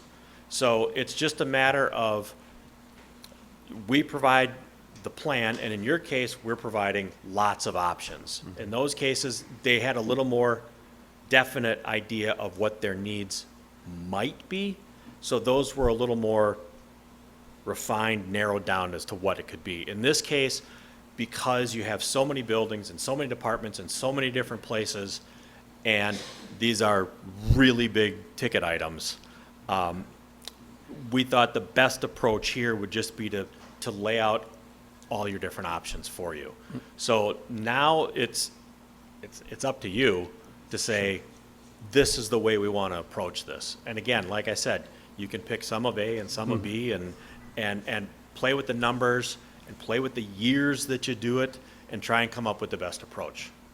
Yep, thank you. I guess just one point and for my colleagues here that, you mentioned, this is expanded numbers. Supervisor Bureau mentioned, 100,000 extra square feet. And I'll just reference the Huber Center. We built that in the 90s and then tore it down 10 or 20 years later. And I'm going to utilize, janitorial services, technology, AI, that kind of stuff. Even in the facilities department where you might not need as many folks there because of technology, and just, challenge my fellow colleagues on the county board here to think about that as well. Thank you. Supervisor Lutz. Thank you. The trend seems to be nowadays to build these architectural masterpieces. Lots of glass and, is there some ways to bring these costs down? We're probably paying some type of square foot price. Is there ways to save some money in that aspect? So with what we do at Venture, we do government projects. That's basically all we do. And we have to thread a needle. So we have to say, to get your building to function, you need this. And if we gave you a gray concrete bunker, it's still going to be a big price tag. And all your taxpayers are going to look at that and say, we paid this much for this? On the flip side, there's exactly what you talked about, which is they're going to say, well, no wonder it costs so much. Look at this thing. So our job is to find the happy medium, knowing we're never going to make everyone happy, but we have to find that middle spot. Supervisor Hanson. Thank you, Mr. Chairman. Everything has been addressed. Thank you for your presentation. Supervisor Holt. Thank you, Mr. Chairman. I appreciate your presentation. I appreciate the depth you went through on each of the plan options. I guess when I look at renovate, I would have assumed, except for your presentation told me otherwise, I would have assumed that it was an apples to apples comparison, that we were trying to get the functionality out of the renovation that would coincide with building new. But that's not what I'm hearing. And so I guess that's the first thing. I just want to get all of my questions in and then you can take over. So it also appears as though renovations more likely will occur over many multiple years, given that we have some buildings that we've been postponing an investment on. And so I guess I want to leave that for my colleagues to renovating versus building new happens over a longer period of time. And then the transportation, I want to remind all of us that this is not just about Oshkosh. The city of Oshkosh does have public transportation, and it does serve our needs well as the current layout is, but we also have Neenah to think about. We have Menasha to think about. We have all of the towns around our county to think about, and we have to be really disciplined about making sure they're accessible to everybody, not just the city of Oshkosh. The transportation could be as needed, scheduling van service to pick them up and deliver them to their appointments. If we had everything on one site, it'd be easier to schedule transportation like that. Just for a point of reference, our new high school in NJSD was built for about $140 million. I can't remember the details anymore, and I can't remember where they netted out. Large corporations often renovate or build new, and it really depends on the situation and how much space they have to move people around during the interim times. In addition to other savings, we should be looking at organizational design. For instance, combining into DPW, having less overhead spending perhaps on the leadership level. And then the last is a question for you. The mega building, could that be done in phases? Have you thought about that and talked about it? I suppose it could be. It would just be a planning exercise to make sure that it could be done properly. One of the pluses of the mega building is you build it and then everyone moves in. A disadvantage for phasing it is if you build several departments and then you move those people in, then you build another one onto it. Now those people have potential creep of dust. They've got a lot of noise, banging, the inconvenience of heavy equipment, possibly changing, how they get in and out of the building. So it could be done. Absolutely could be done, but you're losing some of the advantage by phasing it that way. But it could be done. Supervisor Hintz. Thank you, Mr. Chairman. Once again, thanks. This is, I don't know, third or fourth time I think I've been through this with you guys, with everything that's been going on. One of the things you stressed, I want to just touch on some items, and then I'll have a question at the end, and if you want to correct me on anything that I say here, I'm just trying to help out everybody else who hasn't been through this as many times. You came in saying the estimates were going to be high, and most of that was because you were looking at the space, and you showed that you used the numbers for the departments. You met with the department heads. You're looking at how the space needs had been growing, and you were looking at 20 plus years into the future to how much space we would need in the future. And that was part of Mr. Elder talking with those department heads and saying, how do you see your department moving forward? What are your space needs going to be? I just want to touch on some of the things that some of my fellow supervisors have said. As far as the looks of the building and cutting costs, I was on the Oshkosh City Plan Commission when they built that monstrosity known as the city garage that looks like a school building. And we wasted a lot of money on that, and trust me, as long as I'm on this board or on that committee, I will not allow that to happen again. I will be very vocal about that, and I will be fighting against someone trying to spend too much money to make a pretty building, just to make a pretty building. The population in the county as a whole, that's correct. I represent Oshkosh, and I even said in our meetings, I did not want us to concentrate on Oshkosh. Oshkosh is approximately 70,000 out of 170,000. That means there are 100,000 people elsewhere in the county that need to get to these buildings as well. So that's something to think about in the future. I'm looking at, and then the one thing that I'm going to touch on, and I think you're going to probably jump on this one. We need to figure out, and I'm not saying we need to figure it out today, but before we start doing any of this, we need to figure out what direction we're going to eventually go in the future. Because the preparation of the site is a big upfront cost. And if we decide that we are going to try to utilize the property that we have and make a campus in that area, it's a lot cheaper to get the site prepared all at the beginning before any construction starts. And that's something I believe you touched on. Instead of trying to do it piecemeal, where we're going to have higher and higher costs as we go along. So these are all things that we're all going to have to consider as we move forward with this. And please correct me or add on to what I said if I was not clear or didn't fill it in right. As far as the site prep, you're right, because what we would do, if you're creating a campus, for example, all the buildings on the one property by the highway and the law enforcement center, you would plan for the size of the buildings so that right up front, knowing we have to relocate some of those stormwater detention ponds, that would all be done projecting the sizes of the future buildings. So that would be done one time. And that would be a lot less expensive than say, okay, we're going to put the pond over here, but size it just for what we're doing now. And then we're going to do this building, so now we have to expand the pond. And then we're going to do this building and expand the pond. And then we'll do this other building and expand the pond. Just do it in one shot.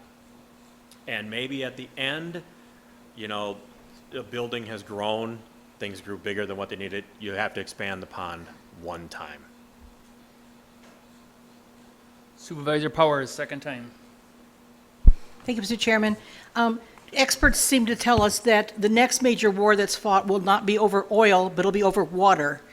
Wisconsin's fortunate enough to live on the fresh coast, but that doesn't mean we don't have anything to worry about. If we're looking 50 years in the future, then buildings ought to be built so that the rooftop is able to support some food products. When we took the tour, Mike said that the jail is 2 acres of flat land, and I said, why can't we plant up there? Why can't we put goats up there like Al Johnson has, and prisoners could make goat milk soap? He says, because it wasn't built to hold dirt and water and all that. But from now on, we need to be looking ahead 50 years and thinking we may need that rooftop to provide food for our community. I think we need to look at that as well. So, which I don't think you've probably even figured into the cost projection, but the roof should be able to a flat roof should be able to sustain gardens and goats. Supervisor Bender. I guess I'd like to just say sometimes you have to live within your means, and I don't see no way we can afford all this. You know, we have people right now living on Social Security, can barely get by. The city of Oshkosh, we just passed through referendum for schools. I'd maybe support a new courthouse out by the jail, but I think sometimes you have to live within your means, and the county has done a good job financially, and we have done that for a long time. And it's a great study, and I appreciate you doing it, but I don't think that, you know, you can just replace every building in the county and upgrade every building in the county. No one knows what's going to be around in 25 years. The population, the baby boomers, you know, we're getting older, we're dying off. They may not need as much space. They built that arena. There's not enough for parking for that arena. They're parked all over the street. People will walk to see a basketball game. I guess if you need some of our services and our parking lots are full, there's all kinds of parking on the street. They have no problem walking at that arena. They're 2, 3, 4 blocks away because they don't want to spend $10 to park. You know, live within our means, keep our taxes at a moderate rate so that the citizens can basically have a decent life for themselves. We can't tax them out of their houses. Supervisor Holt, second time.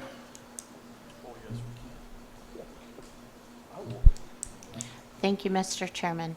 I agree with Supervisor Bender. I also agree with Supervisor Bureau regarding the expense of all of these things happening simultaneous, hence the reason for my question about phasing. But we haven't looked at that whole plan with enough excruciating detail that we can feel comfortable with these numbers. I'm not saying they're not close. I'm not saying they're give or take $50 million, but I think we do need to look at how we might phase the work. And I also believe we do need to plan for the use of the rooftop, not necessarily for gardening's sake, but perhaps for water intake, perhaps for solar use. Perhaps we need to be thinking about sustainability when we build these. And that's really where the efficiencies come in yet again. Thank you. Sorry, I missed you, Supervisor Bureau. Supervisor Bureau? Thank you, Mr. Chairman. Schwarzenegger said I'm back, so I did ask challenge before on square footage, which I would like to certainly have a deeper dive. Do we really need that square footage? The other thing I want to raise is the cost per square foot. If you look at the detail, you'll see $500, $600 plus. California, it's $200 to $400, by the way, for commercial office construction. So my request is show me some commercial business type offices that are built. What's the dollar per square foot, and how does this compare? My concern is substantially higher than what market rates are for what a business would pay. And that comes back to what's the design, and are we over designing these buildings? Again, just food for thought for the committee. Thank you. Can I answer that? Sure. Those numbers that you're looking at, those are from the past.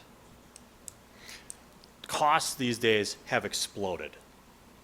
And for example, 3 years ago, we could do a jail for $400 a square foot. We just recently had one bid, came in $1,000 a square foot. We didn't design it any differently. That's just where the numbers came in. So with the numbers we're showing here, we're trying to guess where that's going to be. My only request is let's have some commercial benchmarks that are recent. Egg prices went up and they came down too. And maybe this will go back down. is all I'm saying is, if we build it on par with what commercial real estate is doing for businesses and offices, that to me seems normal and customary. What I don't know is what's behind this, and that's all I'm asking. Yeah, and this, a lot of these are really just their office buildings. And I want to remind everybody, this is not a design project that we're going out to and saying we're doing it, starting it next year. This is showing you what we've talked to the departments, what we need to do. You know, I've got Bob Damelin back. He probably needs a third of the square footage that is in the plan in order to make his highway shop functional for him. When that place was built in the early 90s, I believe it was, they didn't have snow plows the size that they are. They also didn't have snow plows having tow plows with them. So he's got a building now that he can't park his vehicles in there. He's got a maintenance bay area that he can't drop the wings on the trucks to work on. So, you know, these are the square footages that we're getting from the department heads that they need to make their work functional to be able to do what they have to do, that they're being tasked with by the public and by you guys. And this is a look at what we need and potential ideas on how we could solve this. When it comes to the point where you have made the decision that we're going to pull the trigger and start doing something, hopefully we'll get guidance from you on which direction we're going to go, what should be the priorities that we do, and then we can start jumping in and doing design work. I forget who was talking about designing for sustainability. 22 years ago, when we built the jail, we took design sustainability into it. If you look at it, it doesn't face Jackson Street square on. That's because we took a look at how to position the building to maximize solar gain in winter and minimize solar gain in the summer, so that we could minimize what we had to do for heating and cooling. And that's what my goal has been while we do it. One of the problems that we do when we renovate old buildings, the courthouse was built in 1938. Solar power, wind power, alternate forms of energy were not even a daydream back then. You know, so just remember, this isn't something we're coming to you and asking you for money for right now, because I'm sure I'm going to have to be talking to Jamie and back and Gordon and back and saying, how are we going to ever afford this? Because as Mr. Binder said, you know, we cannot tax our citizens out of their homes, but we also cannot be inefficient in how we provide their services. Those of you that took the bus tour with me, that's our day. You know, we took a whole day to go to all the different facilities that we do. And I estimate my crew loses about 30 man-hours a day in transportation.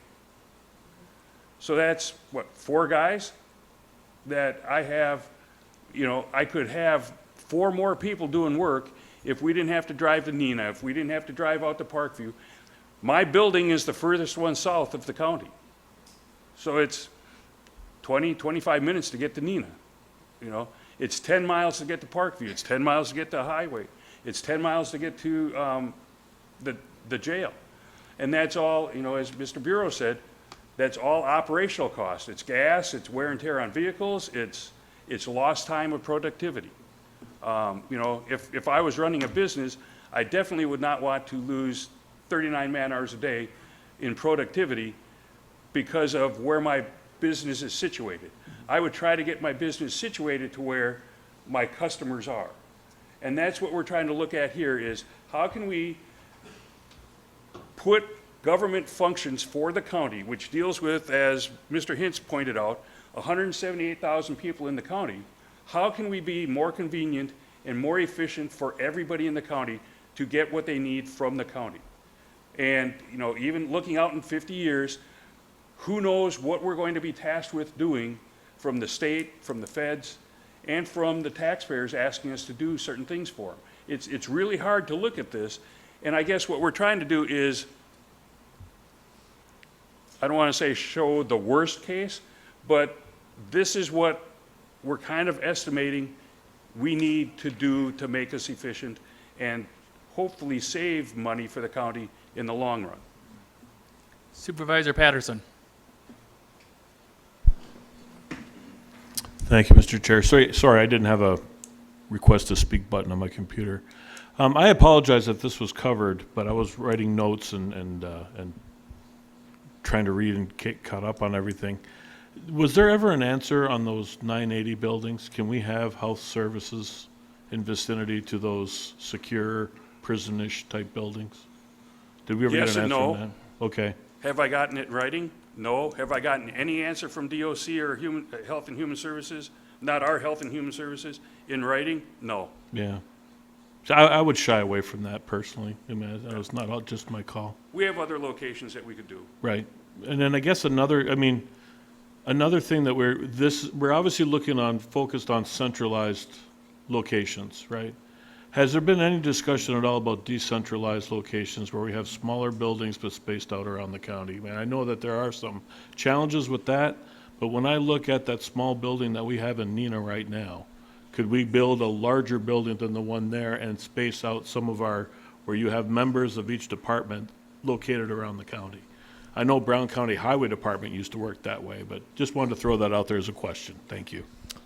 The answer to that is, we have had some discussions about, are there other ways to deliver services?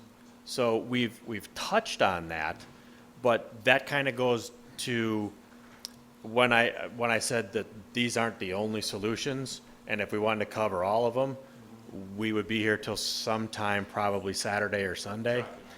But yes, it's absolutely an option. If you wanted to pursue that, it could be pursued. It will certainly help with the transportation issue. Okay, I see no one else, and there is no one on Zoom, so I thank you very much. It's been very interesting. Oops. Oh, Supervisor Zelmer just buzzed in, they said. If you have any questions for me, you can just reach out to me. You can just hold a second. Supervisor Zelmer just buzzed in. Supervisor Zelmer?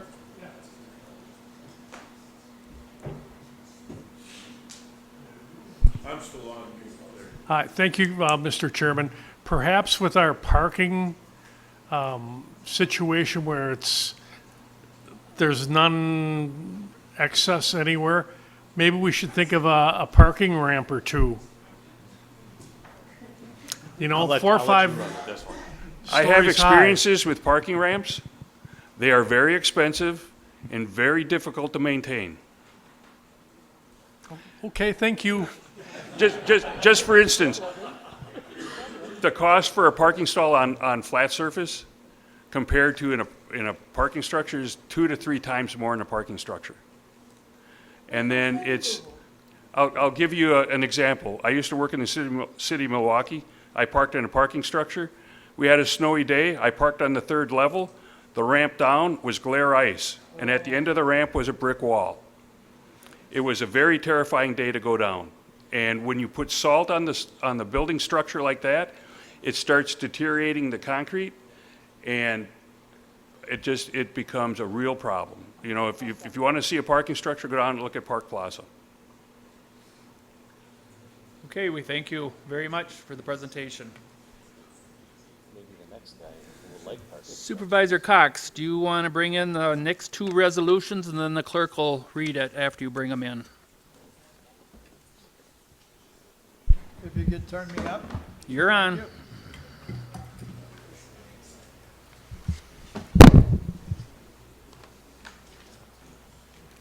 I'd like to make a motion to accept 014606 2025 for the commendation of Stacy Carlson.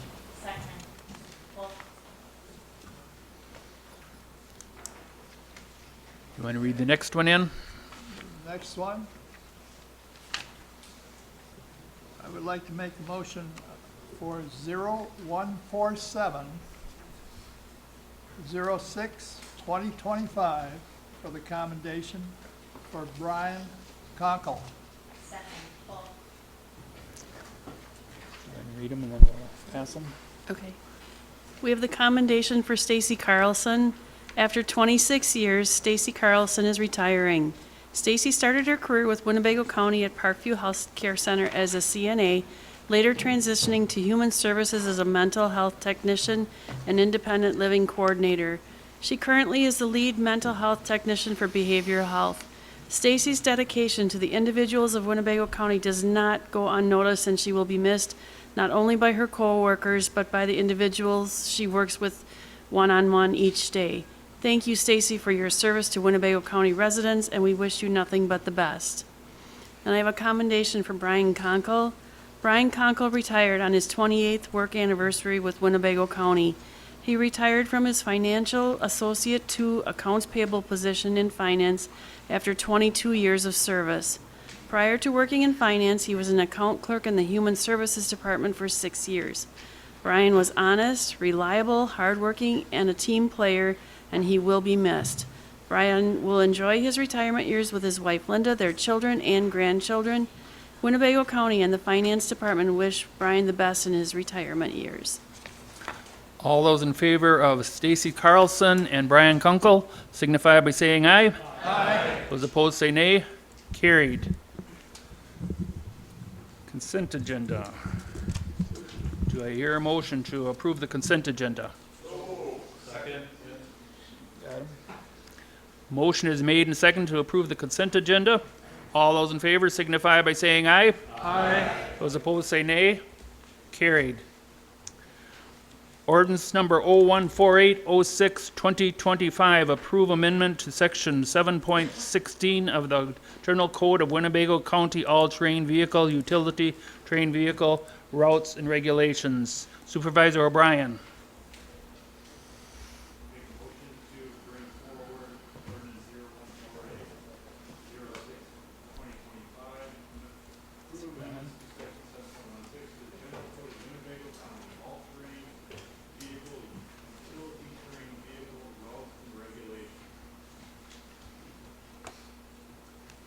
Is there a second? Who seconded it? Harrison. Okay.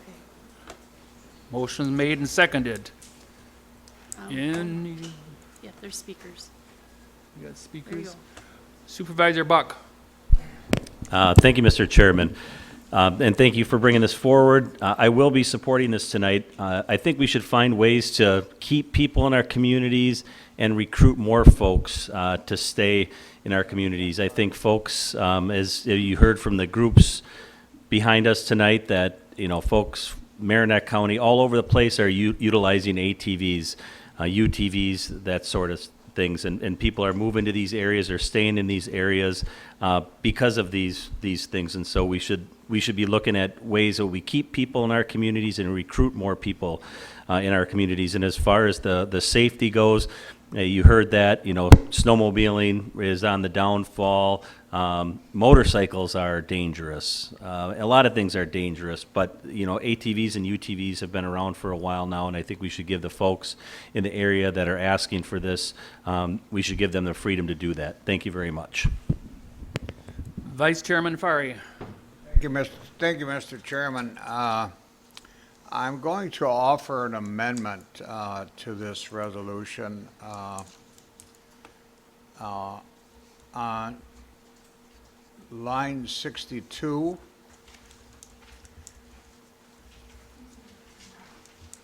Starting with A. Cross out the word ATV. Leaving, and I'll read this, UTV operators shall observe all posted speed limits. Period. ATV operators shall not exceed 35 miles per hour. Period.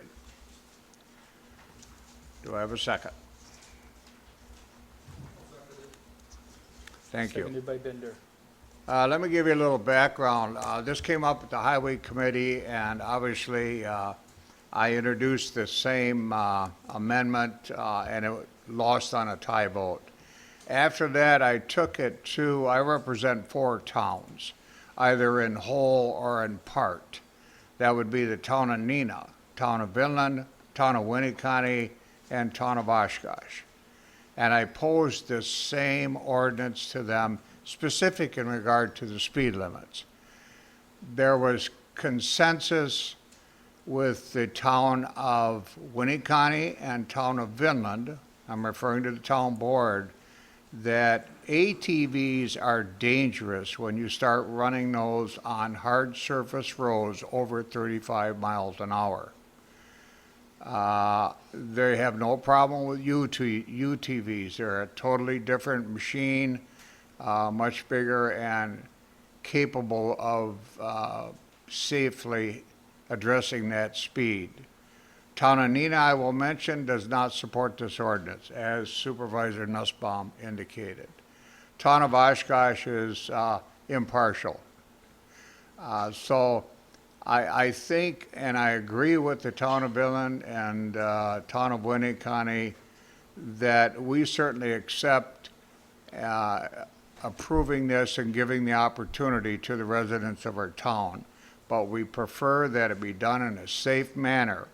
And many of us that own ATVs, when you get on a hard surface over 35 miles an hour, it's a little on the dangerous side. So we support the intent, we support the UTV provision, but ATVs, I would request, should be required to go a little slower.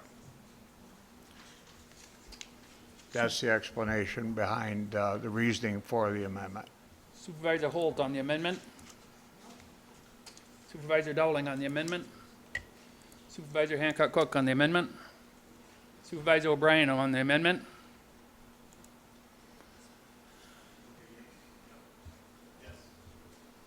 If you'd like to speak. It's on Supervisor O'Brien. Brian. Yep, regarding the amendment.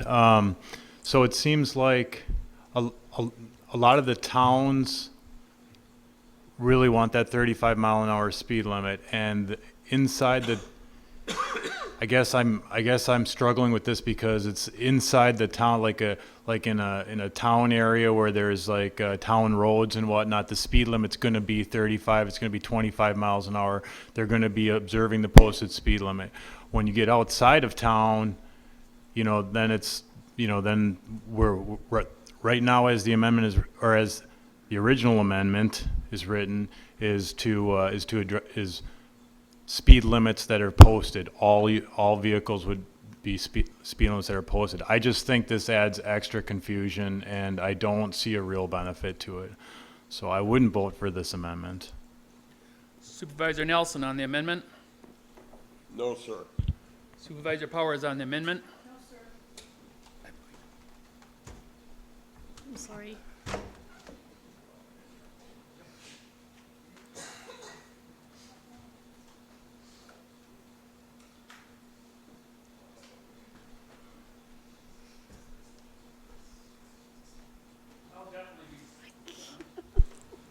I'll definitely be supporting this amendment, not the amendment, but the whole thing, no matter what happens. But this amendment, I do not really think needs to be in place.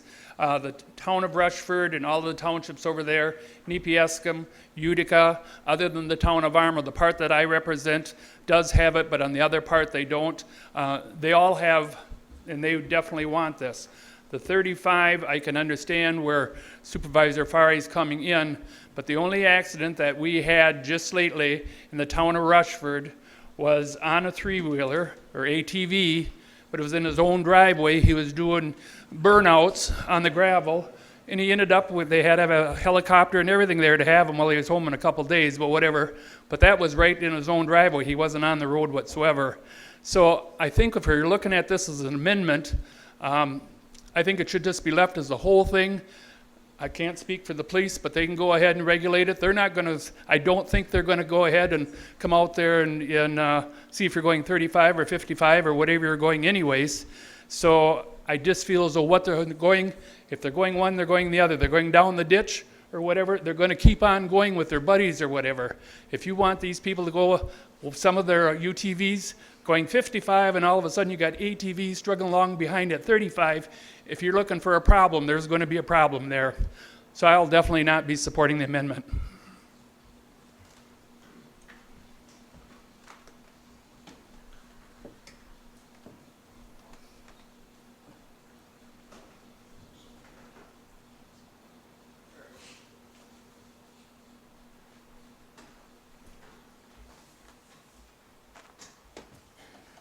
Thank you. And Supervisor Halber on the amendment. Supervisor Halber on the amendment. Yes, thank you. After speaking with the Sheriff's Department, who is in support of our resolution, differentiating between an ATV and a UTV is possible, but it would make it a nightmare for them to enforce. As well as I would like to point out that the definition of an ATV is an all-terrain vehicle, which would contradict what you're saying about the flat surfaces being an issue. Thank you. Anyone else? Supervisor Hanson is next. Supervisor Hanson on the amendment.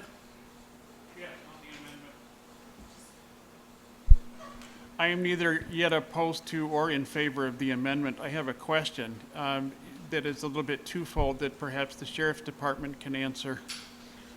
Number one, how would that be enforced if this amendment went forward?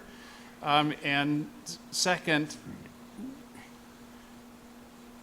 doesn't a municipality have the power to do whatever they want inside their area anyway? Or how would that contradict? Well, the comment was made about enforcement being difficult if we have two different speed limits. That's correct. It would be very difficult.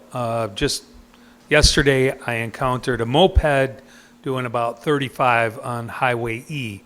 Now, this is a licensed, registered vehicle, and I think that may have been about its max speed. So what that does is it impedes traffic. I understand the concerns about ATVs specifically and Highway 55 miles an hour. However, we also have to be concerned about the impeding of traffic. I have an ATV myself. I don't leave my property with it because I don't trust that it will run that long. But I'm confident that the vehicles are capable of highway speeds. I don't know that ATV, UTV operators are going to travel at 55 miles an hour, but being able to travel at 45 miles an hour where they're not impeding traffic at least as much, I think helps us with the safety piece of it, and then also the enforcement piece will be extremely difficult. Was there another question? And Darren can... No, that answered. Thank you. Okay. Supervisor Pacetto. Thank you, Mr. Chairman, and Sheriff Motz did address my concern, which was the disparity in speeds between the 55 mile an hour, which is prevalent pretty much in the 3 towns that I represent, and the 35 miles an hour, that impeding and as well as coming up on slower traffic, that might have just as much of a safety impact as it is the explanation that the Vice Chairman gave. Thank you. Supervisor Hintz. Thank you, Mr. Chairman. Just want to touch on a couple of points, either between emails or what I heard from people who are here tonight to speak on the issue. We're still on the amendment. I'm sorry, I didn't say I know. that. Okay, I know. I just wanted to say that. I didn't say that last time, so Yeah. you're still on. Yep. But they're requesting clarity on the issue. They want consistency in the ordinance. We've heard from the sheriff that he would appreciate having the consistency in the ordinance. And as someone who knows quite a few farmers, even though I represent the city of Oshkosh, I know of many farmers who use ATVs to shoot all over their property and around the roads and everything else. And quite honestly, a lot of them have probably been doing it since before anything like this was even legal. I think the fact that we have the standards in place, we can if for some reason something were to come up to make us have to change our mind, I think that opportunity we will be able to take in the future. But I think right now we have the people asking for clarity and consistency on this. And clarity and consistency isn't trying to set different speed limits for different vehicles and decide which vehicle is which. So I will definitely not be voting for this amendment. Thank you. Supervisor Stafford on the amendment. Yes, on the amendment. All right, thank you, Mr. Chair. I just want to mimic Supervisor Hanson and Hilber's was going to bring that up. But I'm just going to add a couple things to this. First is, the biggest concern I have with this is the wide range of what an ATV is. Right, so an ATV could be a three-wheeler, it could be a little, 300 cc, or it could be something like what I have. I have an ATV, which is 750, that, okay, if I had a top speed, would be like 75 miles an hour now. Would never go that fast. But I will tell you, I've driven a lot of things. I've driven snowmobiles, mopeds, scooters. I have a motorcycles license. I've driven trikes, or rid trikes, and I don't see any stability difference in the type of ATV that I have versus a lot of these other vehicles. And so when we impose this 35-mile-an-hour limit on such a wide range of vehicle, that does concern me. And at the exclusion of other types of vehicles that we currently have, including, and I know this isn't legal, but including the electric scooters and the electric bikes that seem to be pervasive in our communities. I feel like that's more of a safety concern than ATVs. So I will not be supporting the amendment for those reasons, as well as the ones that Sheriff brought up just moments ago. Thank you. Anyone else, just on the amendments now?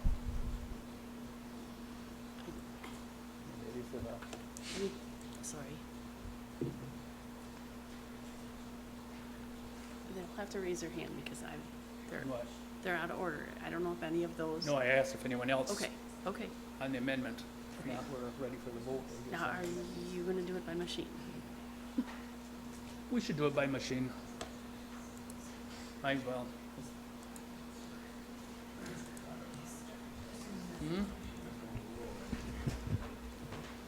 Point of order, my mic is still on. No,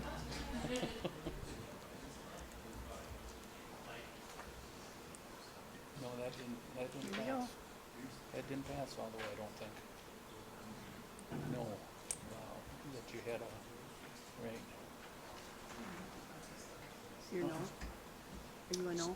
So all those in favor of the amendment of 35 miles an hour, vote yes. If you're not, vote no. I'm no.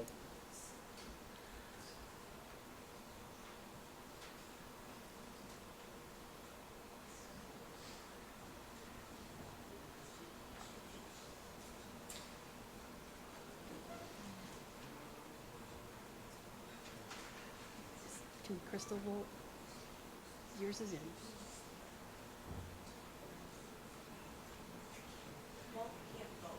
Okay, just give me thumbs up or thumbs down.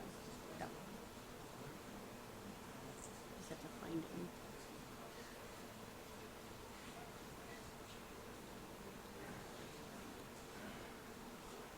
I have him on my list.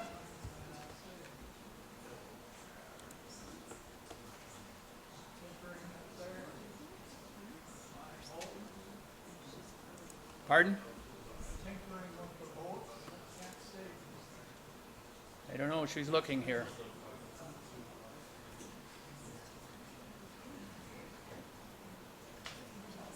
Mr. Cox is having a question. He didn't, I've got him now. He hadn't signed in. If they don't sign in, then they can't vote. A whole bunch of them that they happen to? Okay.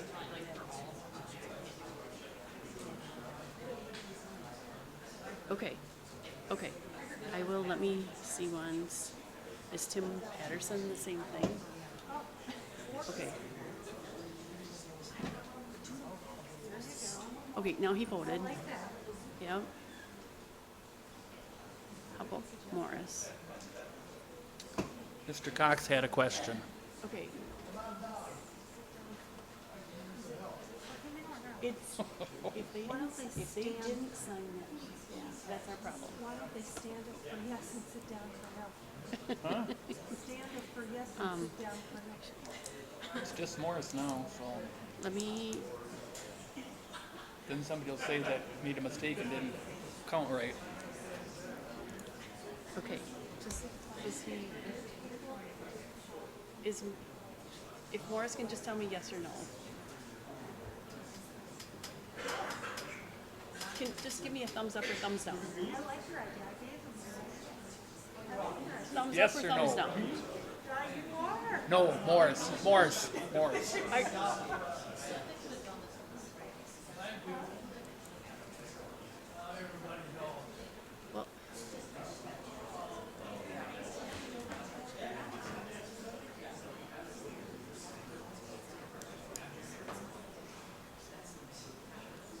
okay, it's 5 to 26, so it failed. It failed? It failed 5 to 26. So we're back on the original motion now.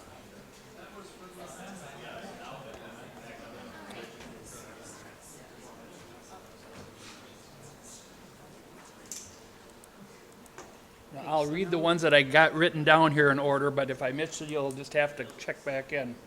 Next one that I had on here would have been Holt. Supervisor Holt. Thank you, Mr. Chairman. So back to the overarching amendment, the proposed amendment. I do have a concern about the jurisdiction of county roads within city limits, village limits, and town limits. I understand the city of Neenah, it has at least County Highway G. I haven't looked. I know Menasha and Fox Crossing have county roads. My concern is it's not clear to me how the jurisdiction is determined, which roads have the traffic to warrant limitation, which roads don't. It doesn't feel clear to me. And with that, I'll be voting no for this amendment because it's just not clear. Supervisor O'Brien or Hullaber, or does the Sheriff's Department, can they clarify it for him? Julie, you want to turn it on, please? I'm listening to him first.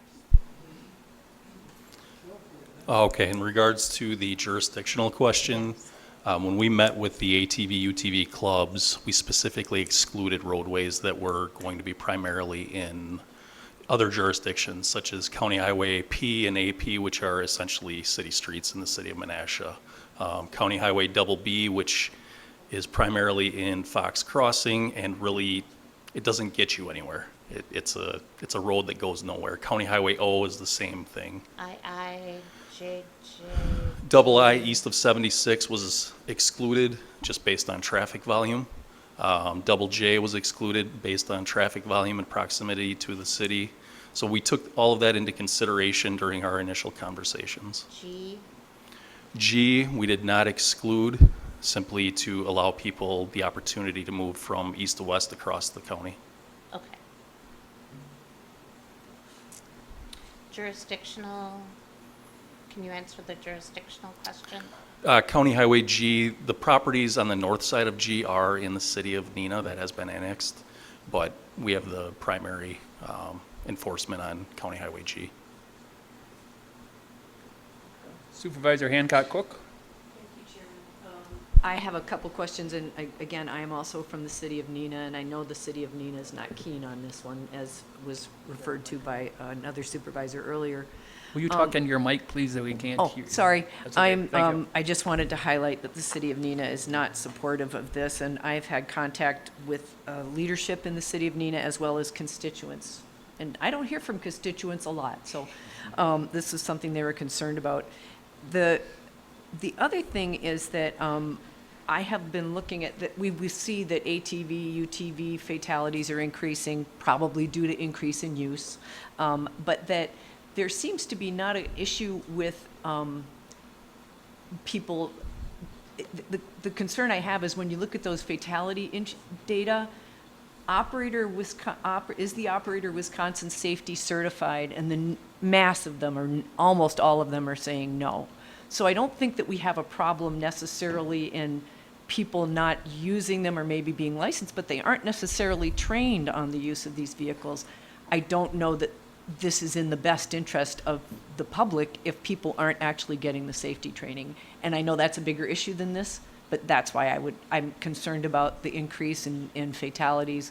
And with the fact that the city of Neenah is not supporting it, I will be voting no. Thank you. Supervisor O'Brien? Yeah, as far as the cities go, I mean, it's like cities have their own ordinances, right? It's like nobody's gonna be riding their four-wheelers around in the city. I mean, that's just not what this is about. This is about the county highways that connect this county. We have a lot of rural area, and this is about those lettered highways that run, like from town to town, and just so it's like we talked about just a couple months ago. We voted as a board to come up with our strategic plan, and we had those 5 pillars. And look, this directly addresses 3 pillars. The transportation issue, we talked about transportation. We need to connect this county more. We need to make it more so that people can move about freely. Look, this directly addresses that. Economic development, I know of a couple of dealerships in our county that are selling these units. And when we talk about like recreation, quality of life, there's recreation falls under quality of life. This is a rising sport. People are doing this. This is literally a sport where like people get together in a group and they ride out and they go to the different establishments, and they get supper and drive home or whatever. And it's like there is a rising recreational sport that I mean I'm not a part of it. I don't have one of these units. Probably wouldn't mind one. But I recognize that it's like there is demand for this. There's people in Winnebago County that are looking for this, and when we pass this to me seems like a slam dunk. It's a zero cost to taxpayers. The clubs are also picking up all the signage costs. I don't know. It just seems to me like this is a thing that's easy enough to do. Supervisor Nelson? Thank you, Mr. Chairman. I was fairly active when we tried to get this passed through in the village of Winneconne to open up those roads, and also in the town of Winneconne. I don't believe there's a weekend goes by in Winneconne that there isn't some group of UTVs coming through town. And by group, I'm talking 6, 8, 10 people that are having a whole lot of fun out riding. One of the big concerns when we were first pushing it through Winneconne was they're just all going to run to a bar and get drunk.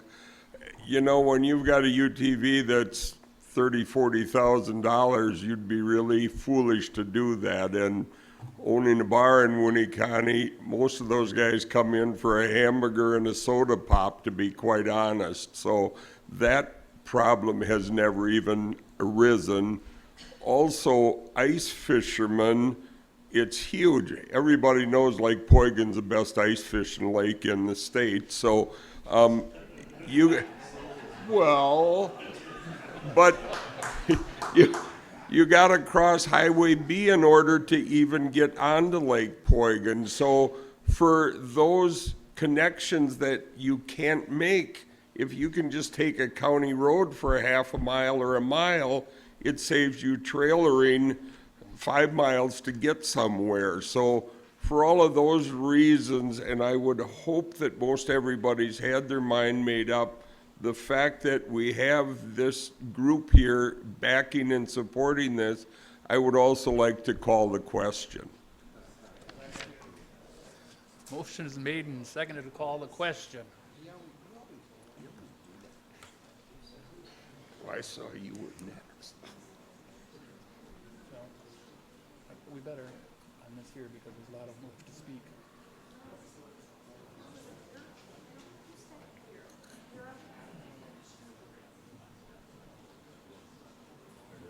So if you're in favor of calling the question, vote yes. If you're not, vote no.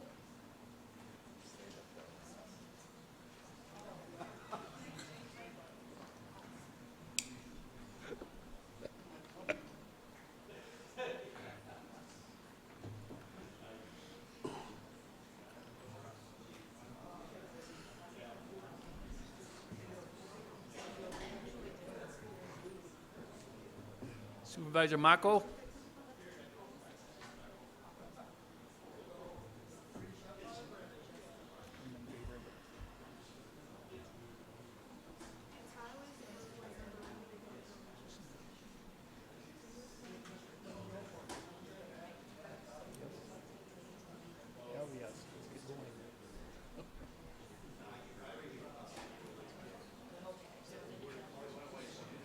That passed 23 to 8.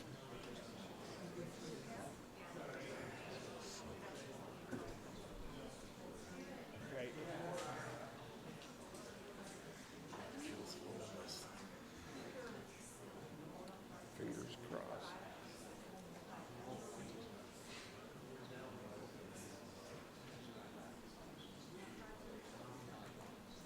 So now we'll be voting on approved amendments to section 7.16 of the general code of the Winnebago County all-terrain vehicles.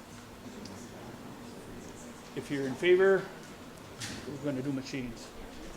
Okay, if you're in favor, vote yes. If you're not, vote no. And yes, we're looking at me.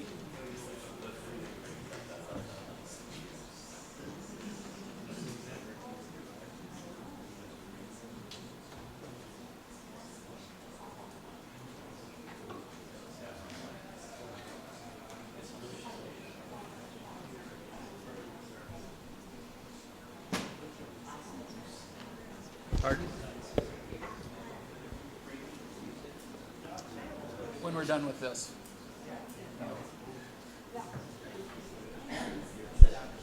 Supervisor Bender and Supervisor Swan. Supervisor Bender and Supervisor Swan, you want to vote?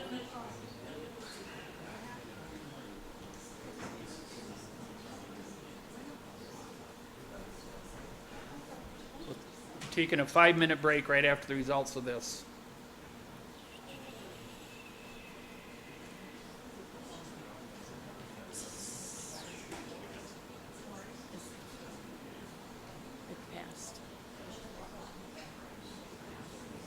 That passes 26 to 5. So you have a 5-minute break.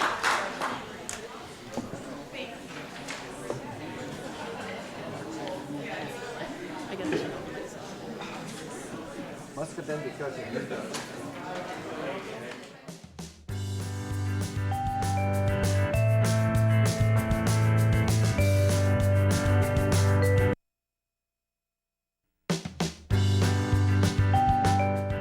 The Winnebago County Board is currently in a break. For a schedule of all GovTV programming, visit our website at oshkoshmedia.org. This is GovTV, opening accessibility and understanding of local government, helping you to be informed and involved. Also streaming live and on demand at oshkoshmedia.org and radio simulcast on Oshkosh FM 101.9. Like us on Facebook at our Oshkosh Media page. For a schedule of all GovTV programming, visit our website at oshkoshmedia.org. Please stay with us. Coverage will resume shortly.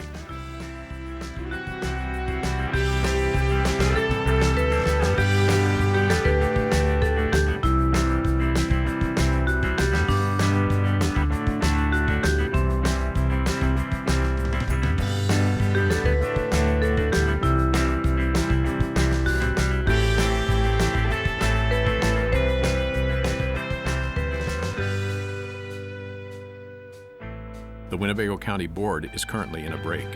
For a schedule of all GovTV programming, visit our website at oshkoshmedia.org. This is GovTV, opening accessibility and understanding of local government, helping you to be informed and involved. Also streaming live and on demand at oshkoshmedia.org and radio simulcast on Oshkosh FM 101.9. Like us on Facebook at our Oshkosh Media page. For a schedule of all GovTV programming, visit our website at oshkoshmedia.org. Please stay with us. Coverage will resume shortly.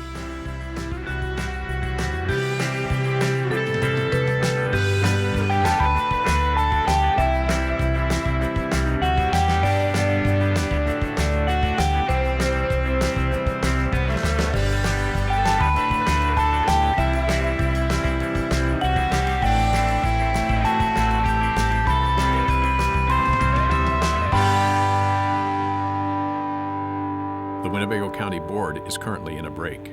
For a schedule of all GovTV programming, visit our website at oshkoshmedia.org. This is GovTV, opening accessibility and understanding of local government, helping you to be informed and involved. Also streaming live and on demand at oshkoshmedia.org and radio simulcast on Oshkosh FM 101.9. Like us on Facebook at our Oshkosh Media page. For a schedule of all GovTV programming, visit our website at oshkoshmedia.org. Please stay with us. Coverage will resume shortly.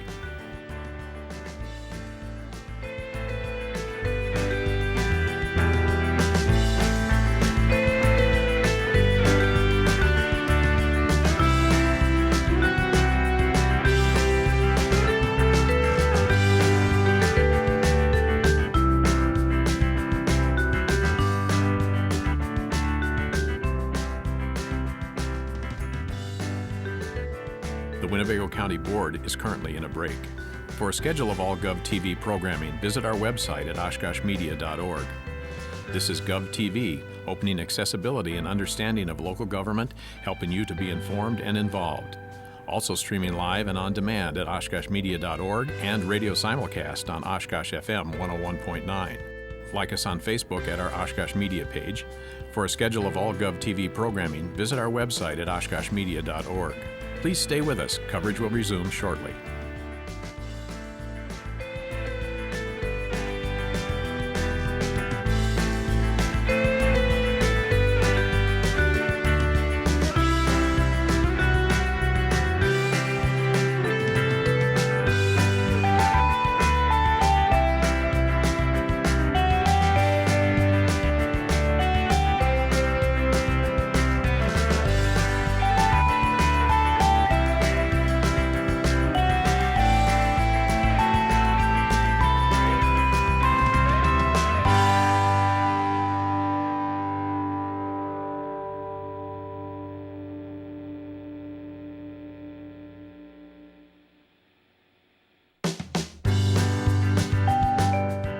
The Winnebago County Board is currently in a break. For a schedule of all GovTV programming, visit our website at oshkoshmedia.org. This is GovTV, opening accessibility and understanding of local government, helping you to be informed and involved. Also streaming live and on demand at oshkoshmedia.org and radio simulcast on Oshkosh FM 101.9. Like us on Facebook at our Oshkosh Media page. For a schedule of all GovTV programming, visit our website at oshkoshmedia.org. Please stay with us. Coverage will resume shortly.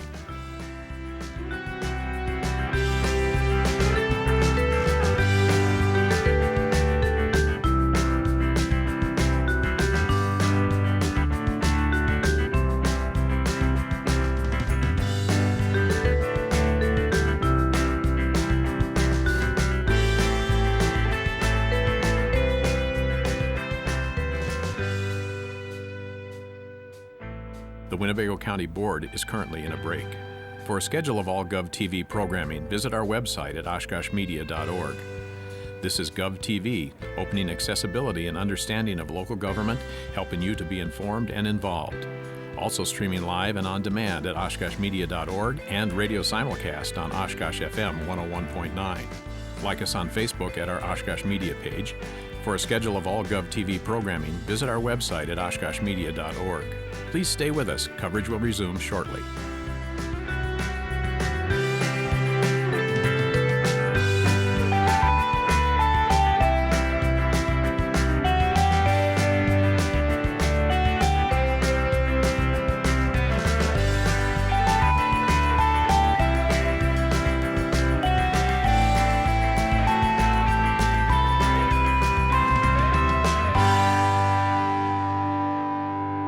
The Winnebago County Board is currently in a break. For a schedule of all GovTV programming, visit our website at oshkoshmedia.org. This is GovTV, opening accessibility and understanding of local government, helping you to be informed and involved. Also streaming live and on demand at oshkoshmedia.org and radio simulcast on Oshkosh FM 101.9. Like us on Facebook at our Oshkosh Media page. For a schedule of all GovTV programming, visit our website at oshkoshmedia.org. Please stay with us. Coverage will resume shortly.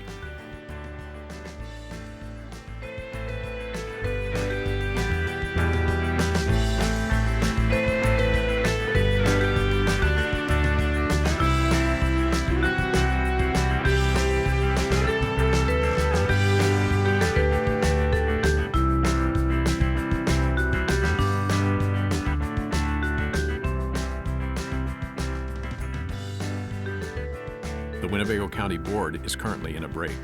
For a schedule of all GovTV programming, visit our website at oshkoshmedia.org. This is GovTV, opening accessibility and understanding of local government, helping you to be informed and involved. Also streaming live and on demand at oshkoshmedia.org and radio simulcast on Oshkosh FM 101.9. Like us on Facebook at our Oshkosh Media page. For a schedule of all GovTV programming, visit our website at oshkoshmedia.org. Please stay with us. Coverage will resume shortly.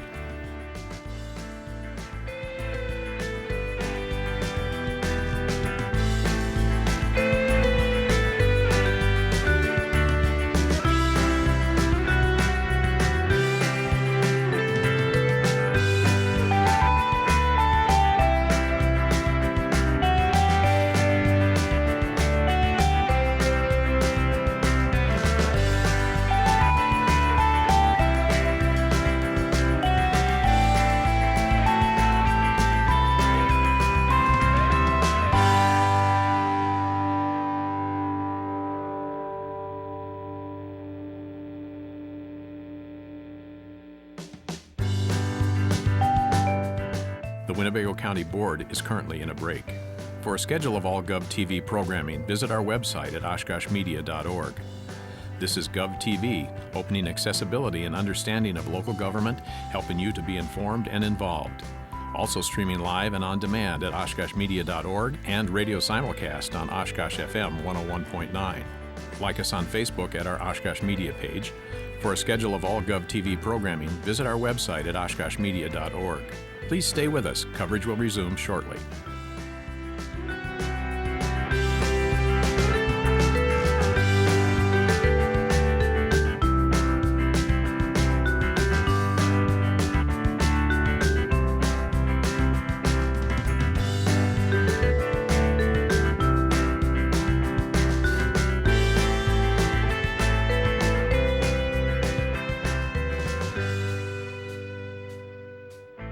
The Winnebago County Board is currently in a break. For a schedule of all GovTV programming, visit our website at oshkoshmedia.org. This is GovTV, opening accessibility and understanding of local government, helping you to be informed and involved. Also streaming live and on demand at oshkoshmedia.org and radio simulcast on Oshkosh FM 101.9. Like us on Facebook at our Oshkosh Media page. For a schedule of all GovTV programming, visit our website at oshkoshmedia.org. Please stay with us. Coverage will resume shortly.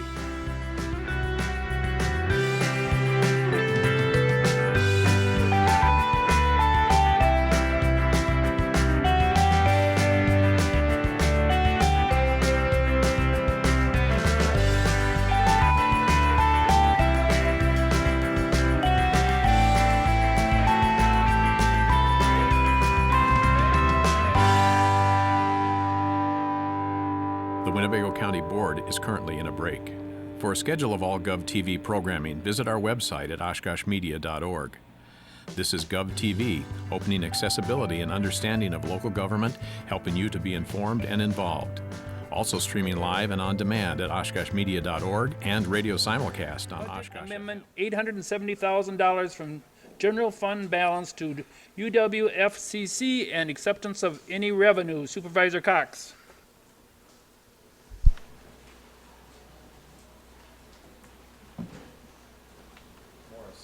Yes, I hear it.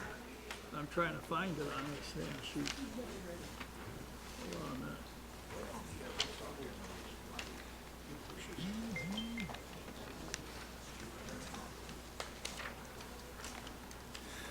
Good thing Mary Ann wasn't here. We just went and grabbed what's her name around the waist there before. Did you? Oh, for Christ's sake. Thank you, Mr. Chairman. I'd like to make a motion to accept 015406-2025 for the resolution approving a budget amendment of $870,000 from the general fund balance to UW Fox Valley Tech, or Fox Valley Center. Second Powers. Thank you. And acceptance. Motion made and seconded by Powers. Where the hell did Discussion. that go? I had that in there. Mark. Supervisor Nelson.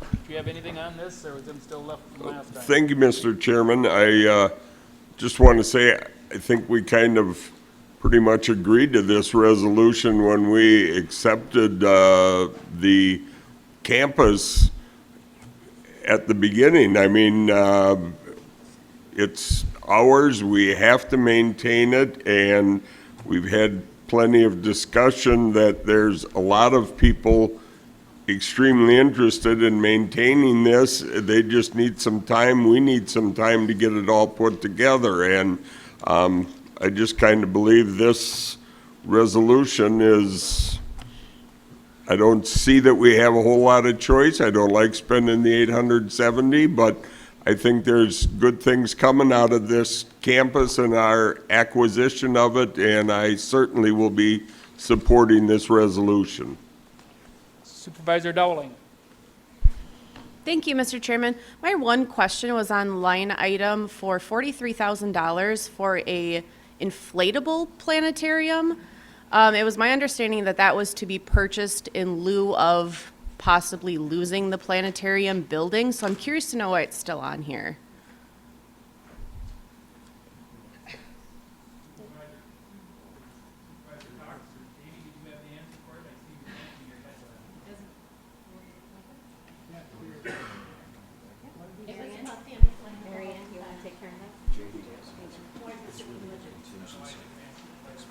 Federal grant, right. Federal grant. Yeah. This was paid for through a federal grant, and so we would have to just basically give it back otherwise, and so we're gonna have to do that. If you wanna speak more on it, you can, so this was. Go ahead. She's got more detail on it, but I wanted to just say it's paid for through a federal grant, and so we had to make a matching for this, and so otherwise we would have to give it back. Does that make sense? Sure.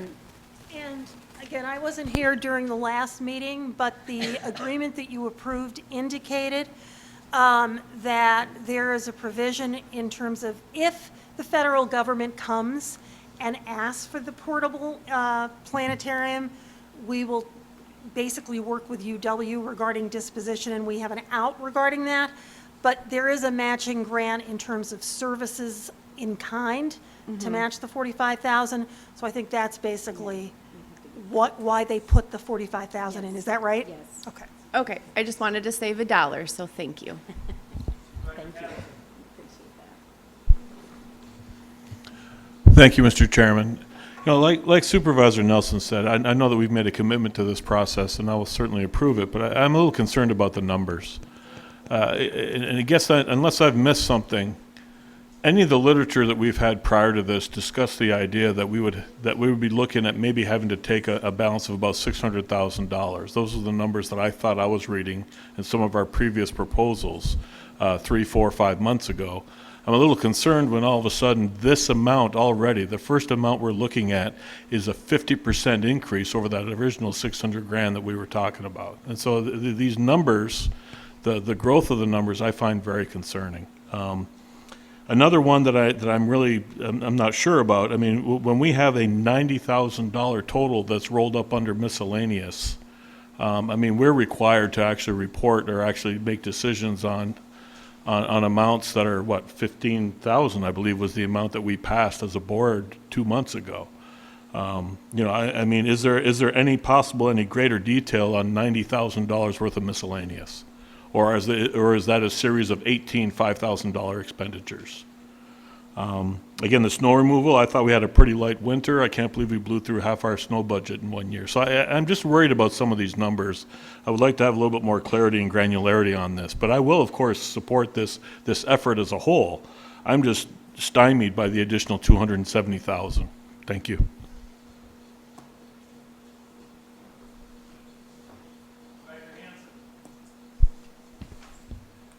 Thank you, Mr. Chairman. Of course, the unexpected withdrawal from the UW system kind of put us in a precarious position. And so I agree with Supervisor Nelson and Patterson. We're sort of over the barrel on this. We don't have much of a choice. So I, of course, am supporting this because we can't just simply abandon it. However, with that said, also in regards to Supervisor Patterson's, I also thought that it was at least $200,000 less, and so I would like to hear that addressed. And to all of the ones that are advocating for it, I need to see and hear by budget time very robust discussion and talks of moving forward with our county executive and the facilities department, because I'm not inclined to just keep perpetuating it unless there's some serious discussion on the table. Thank you.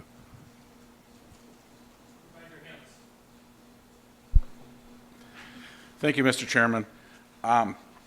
Before we all sit here and miss the forest through the trees, I would direct everybody to the last 5 words of this resolution, which says, "and acceptance of any revenue." Prior to our board meeting tonight, my committee met so that way we could give, until the end of this year, the powers to come to lease agreements for no more than 2 years to our county executive.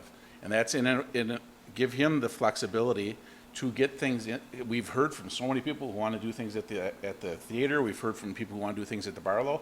This is going to allow our county executive to have that flexibility so we can actually have revenue coming in on this. So while this number may come in high at the beginning, there are a lot of unexpected costs and things we didn't know about when this property was turned over. We're also this number is actually going to end up being offset because we are going to be accepting revenues hopefully by the end of this year, which is why we gave our county executive that authority. So I just want everybody to remember that we're looking at a situation where there are a lot of people who are in contact with our county executive who want to get in here. And technically, we can't do anything until July 1st. We can't make any action on it because it's not ours.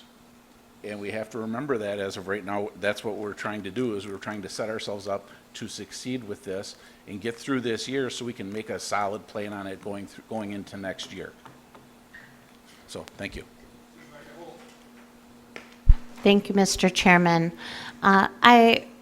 I too was concerned about the higher than approximated costs, but keep in mind, we don't have access to the books, given that we don't yet own the property, so it's really difficult to make a detailed assessment on what the ongoing operational expenses are going to be of this property. So I am surprised but not concerned about it. I will be supporting it. I do support us taking on the Fox Cities campus. I do also support the idea of having this done quickly. Perhaps there's an opportunity for us to reduce expenses going forward, but I believe the bigger opportunity is increasing our revenues. And I do fully expect the county executive as well as his teams to do a deep dive into the expenditures before we get to budget. Thank you, Mr. Chairman. Well, it's been an interesting past year, hasn't it? June 13th last year, the bomb was dropped. I feel much better looking at you and talking with you today, knowing that the future of this campus is a very bright one. We were talking about finances a moment ago. In the last 2 days, I've had some interesting discussions. This morning at 11 o'clock, I sat down with the board of directors of the Fox Valley Concert Band. And a few of these people were here, and Catherine is still back there.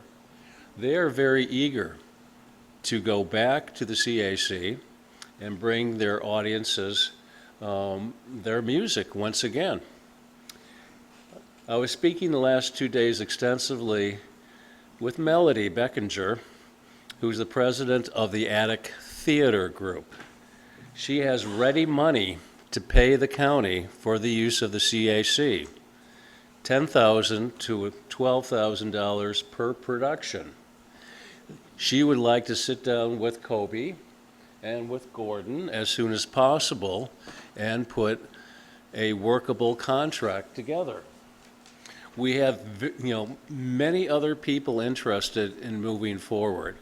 But lastly, I want to say something very simple. And what we're talking about here is the regeneration of this campus, the regeneration of this campus going forward in many exciting and inspiring ways. Thank you.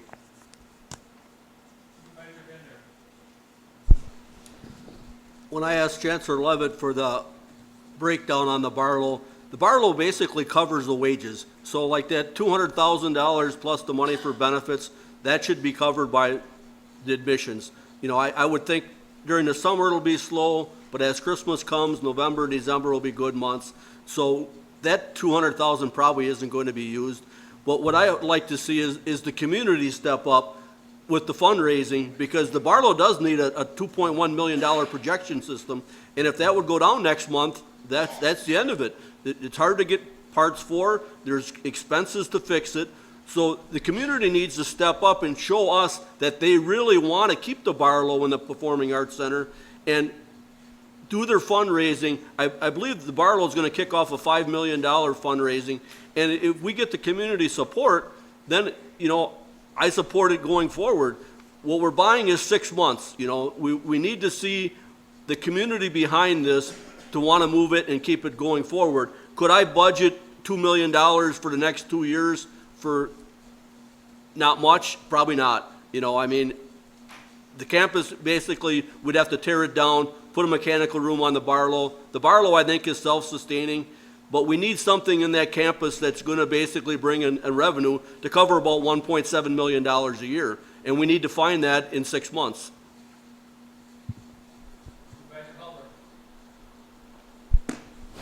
Thank you, Mr. Chair. Yes, I also would love to see these assets stay in our community and benefit our people. I am really concerned with these numbers. They don't look right to me. The first line is the labor.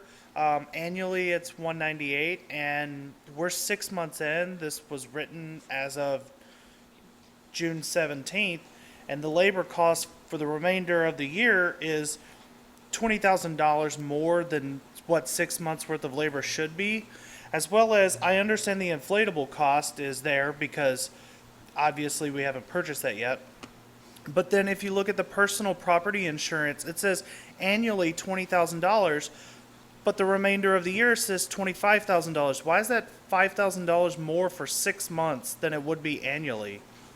These numbers don't make any sense to me, and I think there is some room to look at some of this stuff, but I am in favor of this. Supervisor Barrow. Thank you, Mr. Chairman. Just a few thoughts. I would be supporting this as written.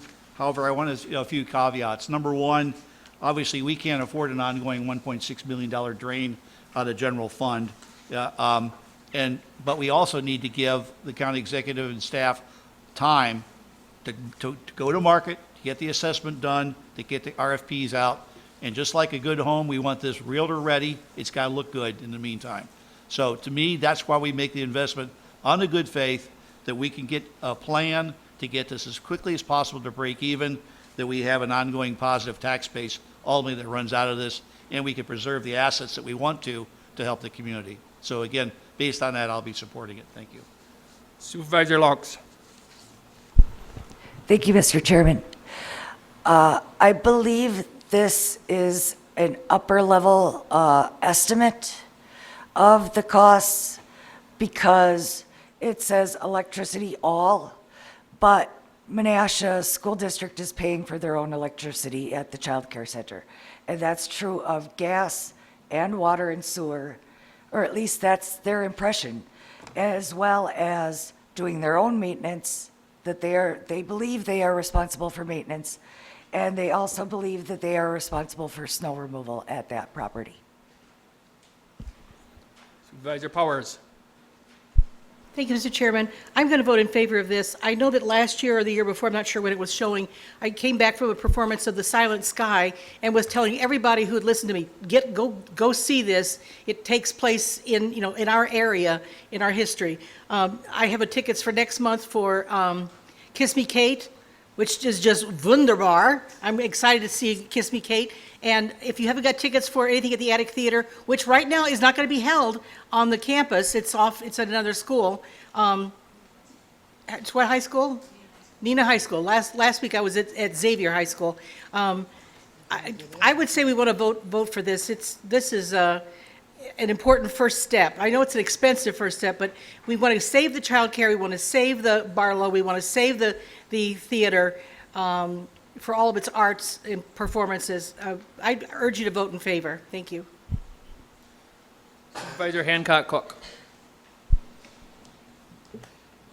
Oh, I'm sorry. It's Supervisor okay, Rankin. his mic isn't working, having, so he's over here. I'm having tech issues, so I'm going to scoot over here and be Supervisor Hancock Cook for 30 seconds. I just wanted to remind everybody that when we began these conversations and we started talking about the long-term outlook of this campus, the conversations have always sort of revolved around the idea that the county doesn't plan to own this long-term. The idea has always been sort of to off-road this to local organizations. It's part of the reason why the Barlow is starting a fundraising campaign to raise dollars for their own renovations. So I know that this is a big dollar number. Everybody's thinking about a revolving hit of $1.6 million. The idea, we only have this for 2 years, and the idea was to offload it at about that 2 years. So we may be looking a little bit further down that, but in no way should we look at this as a 5, 10, 12, $24 million potentially rolling investment. Who knows? We should be looking at what we can do to help those assets get their feet under them so that they can take this over from us and that we don't have any expense moving forward. Thank you.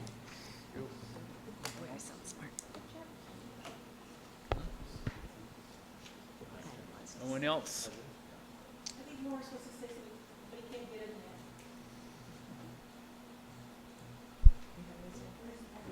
there. Are we? Your light's on, Morris, if you want to talk. Your light's on, you go ahead and talk. Thank you, Mr. Chairman. You know, PNF took a look at this at our committee meeting. We passed it around the room, and we all voted in favor of it. We realize that there are some things that can't seem to be explained as far as the annual and the 6-month dollar amounts that you seem to be going over and worrying about. But remember, when Mike tried to get the dollar amounts for utilities and for all of the other, the inflatable planetarium, etc. When he tried to go out and get all of that information, it was coming to them in bits and pieces, and people were not being fully open with us from UW and that area, getting us the dollar amounts, the actual dollar amounts.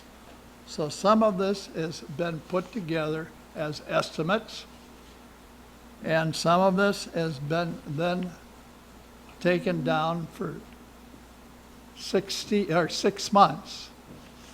If you take a look at it, when we took a general cost estimate at it, the 870 is as close as we can get to what we're going to have to put up with for the next 6 months.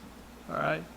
If you can get along with that and vote yes for the entire resolution, we'll go forward with that. We'll do the best we can with the dollars and the dollar amounts, but in total, it seems to be an estimate more than the reality of it. Supervisor Mako. Thank you, Mr. Chairman. I think we all have to remember that originally there was a $600 estimate, or $600,000 our half, our share. The $200,000 difference is pretty much Barlow, which we originally planned was self-sufficient. Now they're part of, Barlow is part of Winnebago County now. So that's where that $200,000 is coming from, which being self-sufficient, they should be hoping by the end of the year paying that back by their attendance and everything. So there isn't really an additional $200,000. It was just something that wasn't originally figured into the original figures. But I think this is a good thing. And also, it was mentioned that the other departments are going to pay part of their share, and the executive is working on getting other people in. So I don't think this is a long-term, hope money pit. We're going to be moving ahead on this, and I think all of the community is behind this. So I'm going to be voting for it. Thanks. Supervisor Halber. Thank you. So along with the concerns for the 6 months amount, I understand that some of this stuff is going to be covered by their revenue and some of this stuff is going to be returned to us through profits. But if we allocate $870,000 to them and these estimates turn out to be on the high side, how do we claw back this money that we could use to save other programs that we're looking to save? Like, are they just going to return it? There's nothing written in the resolution about if these estimates are really beyond off. I mean, like you said, the electricity and the gas, some other factions of this are being paid by the school. And if they weren't being very forthcoming with the amounts and these are just really, really estimates, are we just giving away money at this point because we couldn't do enough of due diligence to get the actual numbers?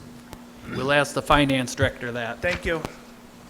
Okay, so when you look at the annual numbers versus the 6 months, the only thing that is not 50% is the inflatable, because that is a one-time cost that either we have to pay for it or we do not have to pay for it, and the labor. The labor is adding $20,000 for temporary people because we do not have students to use for ticketing. So them are the two differences between the semi and the annual when you look at the differences. The $870,000 is being appropriated by the county board. That means you're authorizing us to spend it. As I keep saying, budgeting and appropriations is so different than actuals. If we don't have a need to spend it, it doesn't get spent. It doesn't go anywhere. It stays in the general fund. We don't move money around. We don't put it into bank accounts. It's in the general fund, and until we spend it, it stays in the general fund.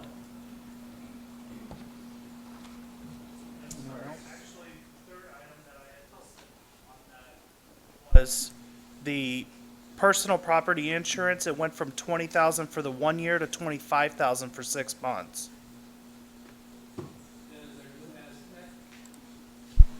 That's the new estimate based on the new insurance policy that we have, and it also takes into effect that Outagamie County is paying zero.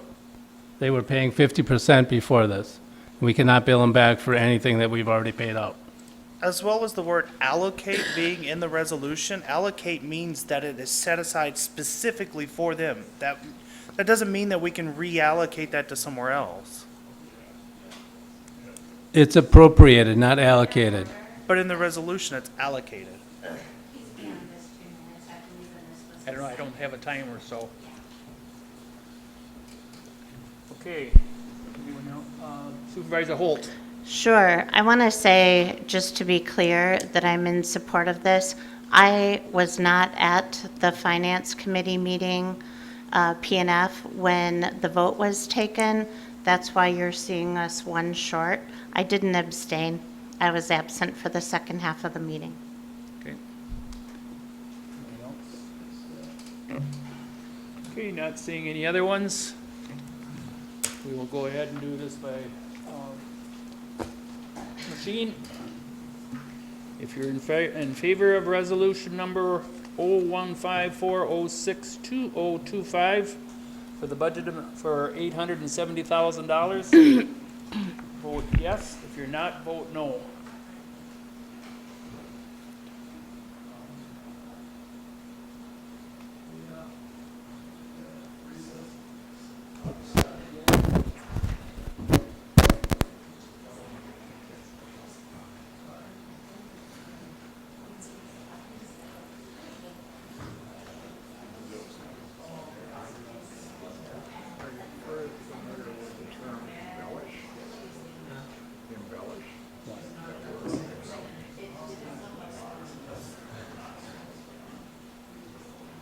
Vote. Supervisor Bureau, your vote.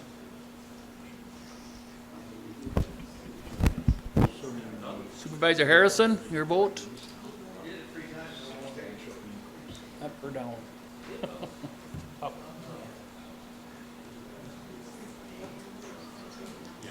Supervisor Nelson, up.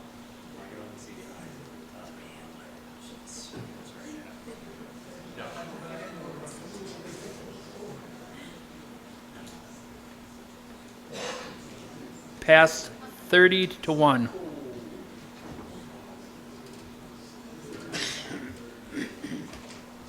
Okay.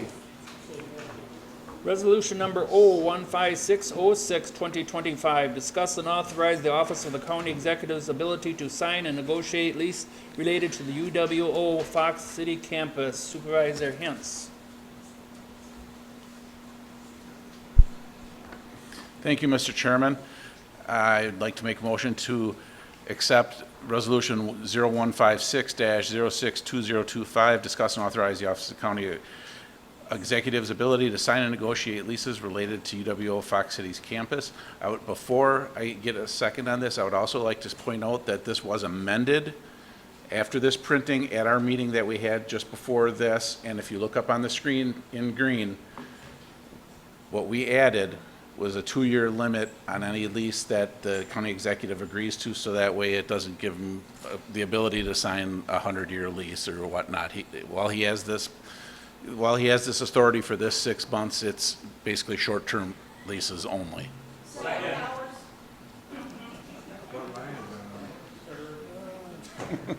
41, I think. Huh? He asked me what line I said. I think it's 41.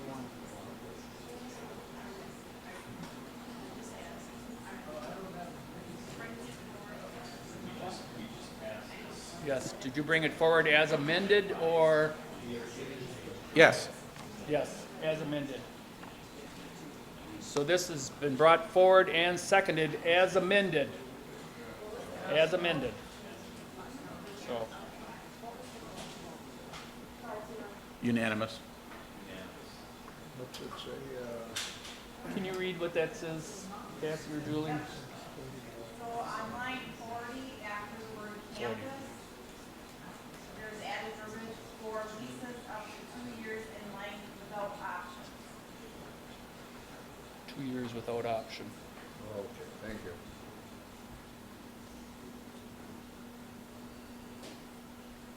Okay, we'll vote by, oops, I'm sorry, Supervisor Bureau?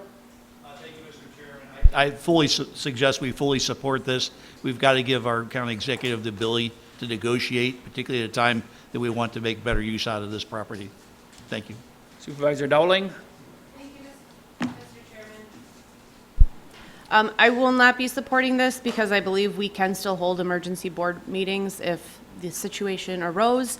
I also believe that reporting lease decisions after they've been signed is not the same as involving elected officials in those decisions. That's why I'm here. So I will not be supporting this. Anyone else? Supervisor Albrecht? Thank you, Mr. Chairman. As I was mentioning earlier, there are community groups who are very eager to begin work immediately for developing contracts and performance schedules and so on. This kind of flexibility that we're granting the county executive is essential at this time. If you look at the calendar, essentially we have 3 months to show the proof of performance, let's say, of the various assets on campus. So we must begin immediately, and this flexibility through the county executive is essential. Thank you. Supervisor Rankin.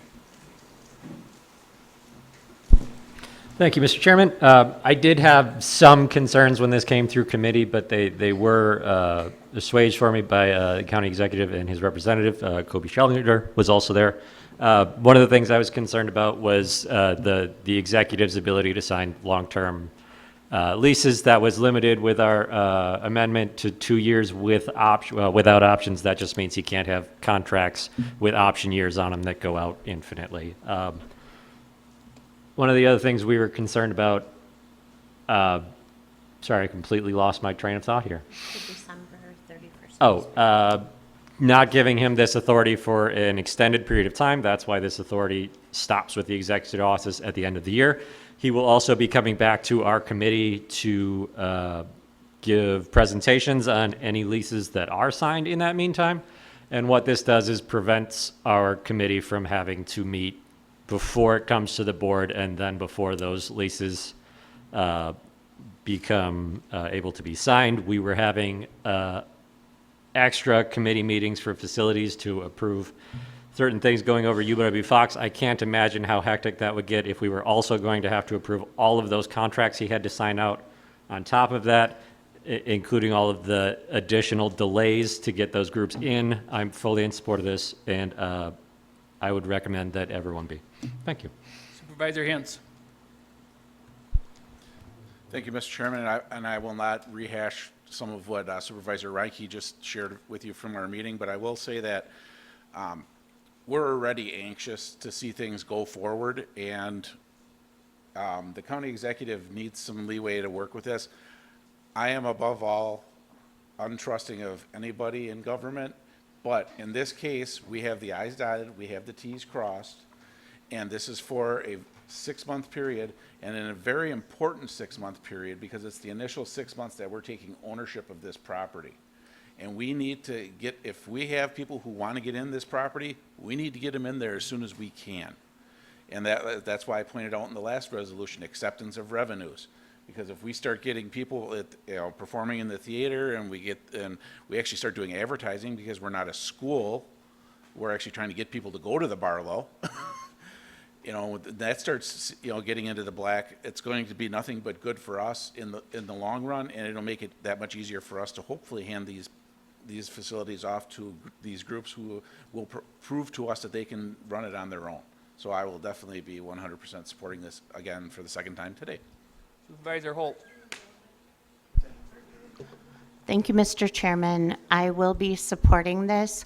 I believe it's in our best interest to delegate this authority to the county executive during this urgent time.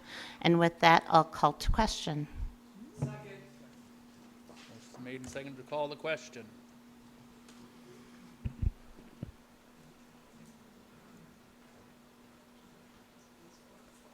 All those in favor signify by saying aye. Aye. Those opposed say nay. Carried. All right, so now we're voting on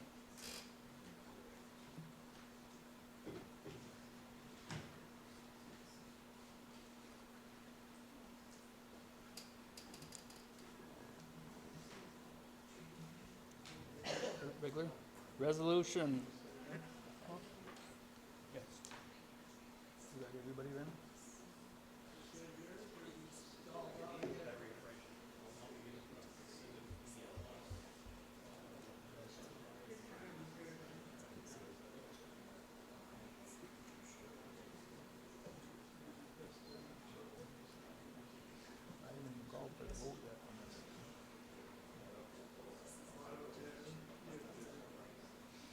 Is it working? No?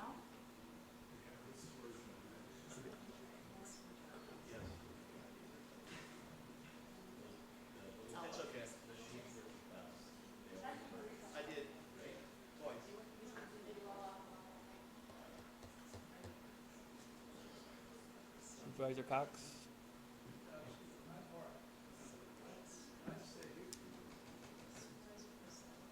Supervisor Pacetto?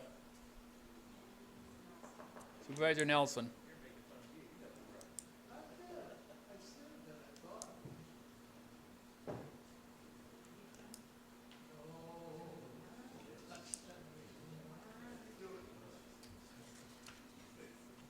Passes 30-1.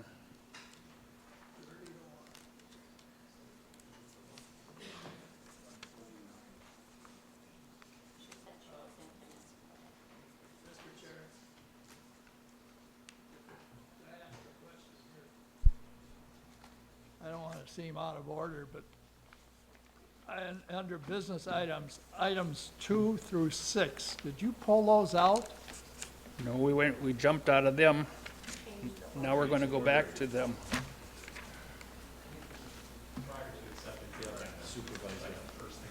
Oh, jeez. We went 1 and then 7 and 8. That's why I got all behind. Thank you very much, folks. So now we'll be starting with Resolution 149-06, 2025. Supervisor Cox. Thank you. Thank you, Mr. Chairman. I'd like to make a motion, 14906, 2025, the notice of claim for opium or Optum RX should be denied. When you vote for this, we voted at Personnel and Finance 4-0, denying it. So when you take a look at your screen, you're going to want to deny it.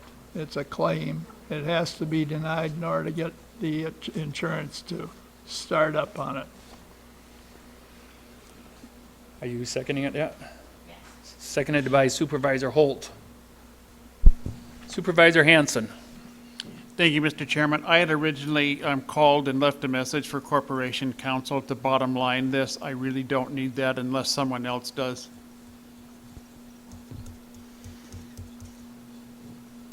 Anybody else have any questions on it? Supervisor Holt. I was just going to attempt to answer the question, but I would rather Corporation Counsel do it, if willing.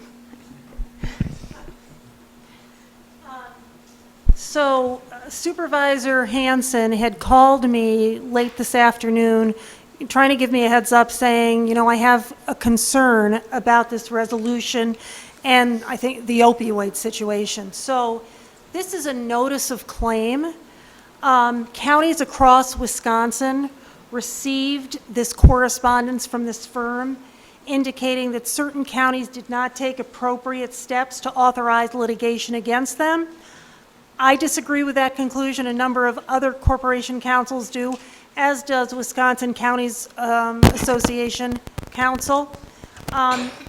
The plan is to bring forward to JPS a formal resolution certifying or ratifying authorization to proceed with litigation against pharmacy business benefit managers.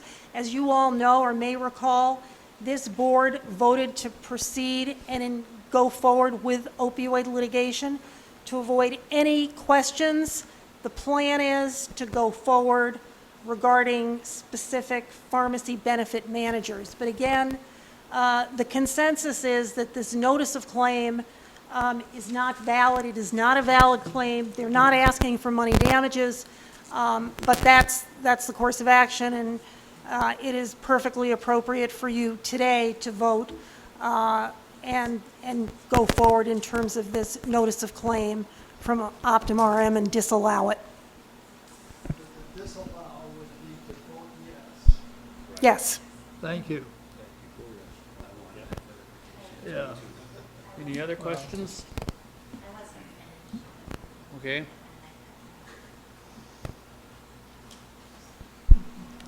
Thank you. I would have voted yes in favor of denying this claim had I been at the meeting. So it would have been 5-0 had I been at the meeting.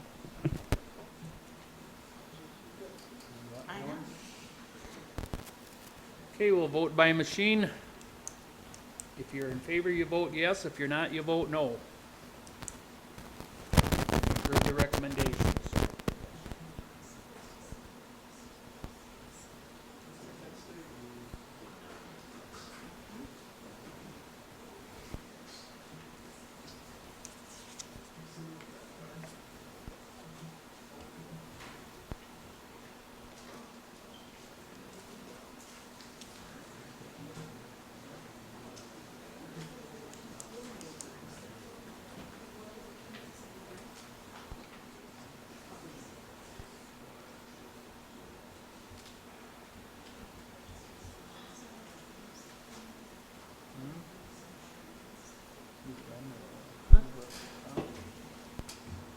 Is everyone voting? Otherwise, we're going to start calling names, or I'm going to go back the old way and start voting that way. Let's call their names then. Supervisor Laux.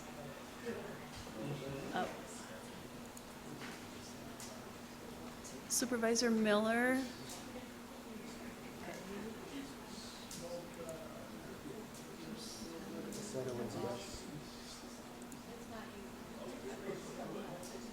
Supervisor Cox. You won't hear me. Supervisor Cox? I'm voting yes. And then Supervisor Nelson. Thank you. Passed. Yep, I got him. Yep.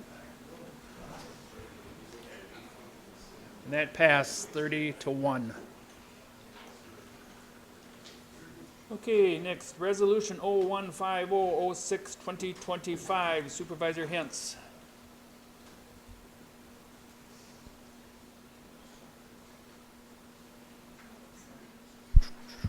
Thank you, Mr. Chairman. I make a motion to approve Resolution 0150-062025. Get the second? Who was the second? We didn't. Supervisor Hanson. Discussion? No speakers, so I don't. All those in favor signify by saying aye. Aye. Those opposed say nay. Carried. Resolution 015106-2025, Supervisor Hintz. Yeah, just leave it on for right now. Make a motion to approve Resolution 0151-062025. Second.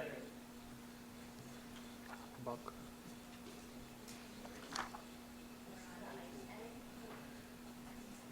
No speakers? I have the next one too. Not seeing any speakers. All those in favor signify by saying aye. Aye. Opposed say nay. Carried. Resolution number 015206-2025, Supervisor Hintz. Make a motion to approve Resolution 0152-062025.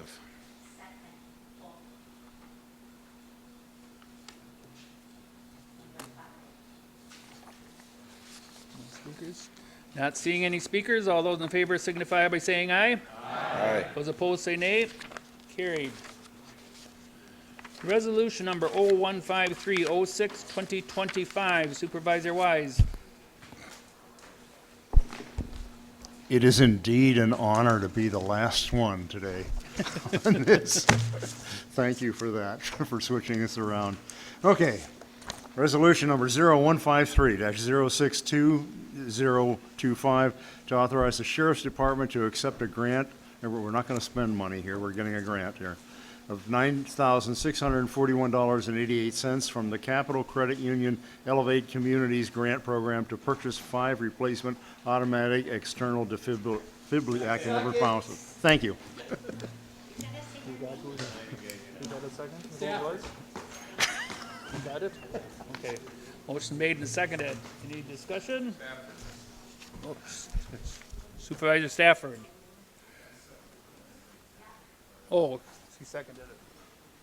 Okay. I thought you meant he wanted to talk. All those in favor signify by saying aye. Aye. Opposed say nay. Carried. Motion made and seconded to adjourn. All those in favor signify by saying aye. Aye. Opposed? We're adjourned.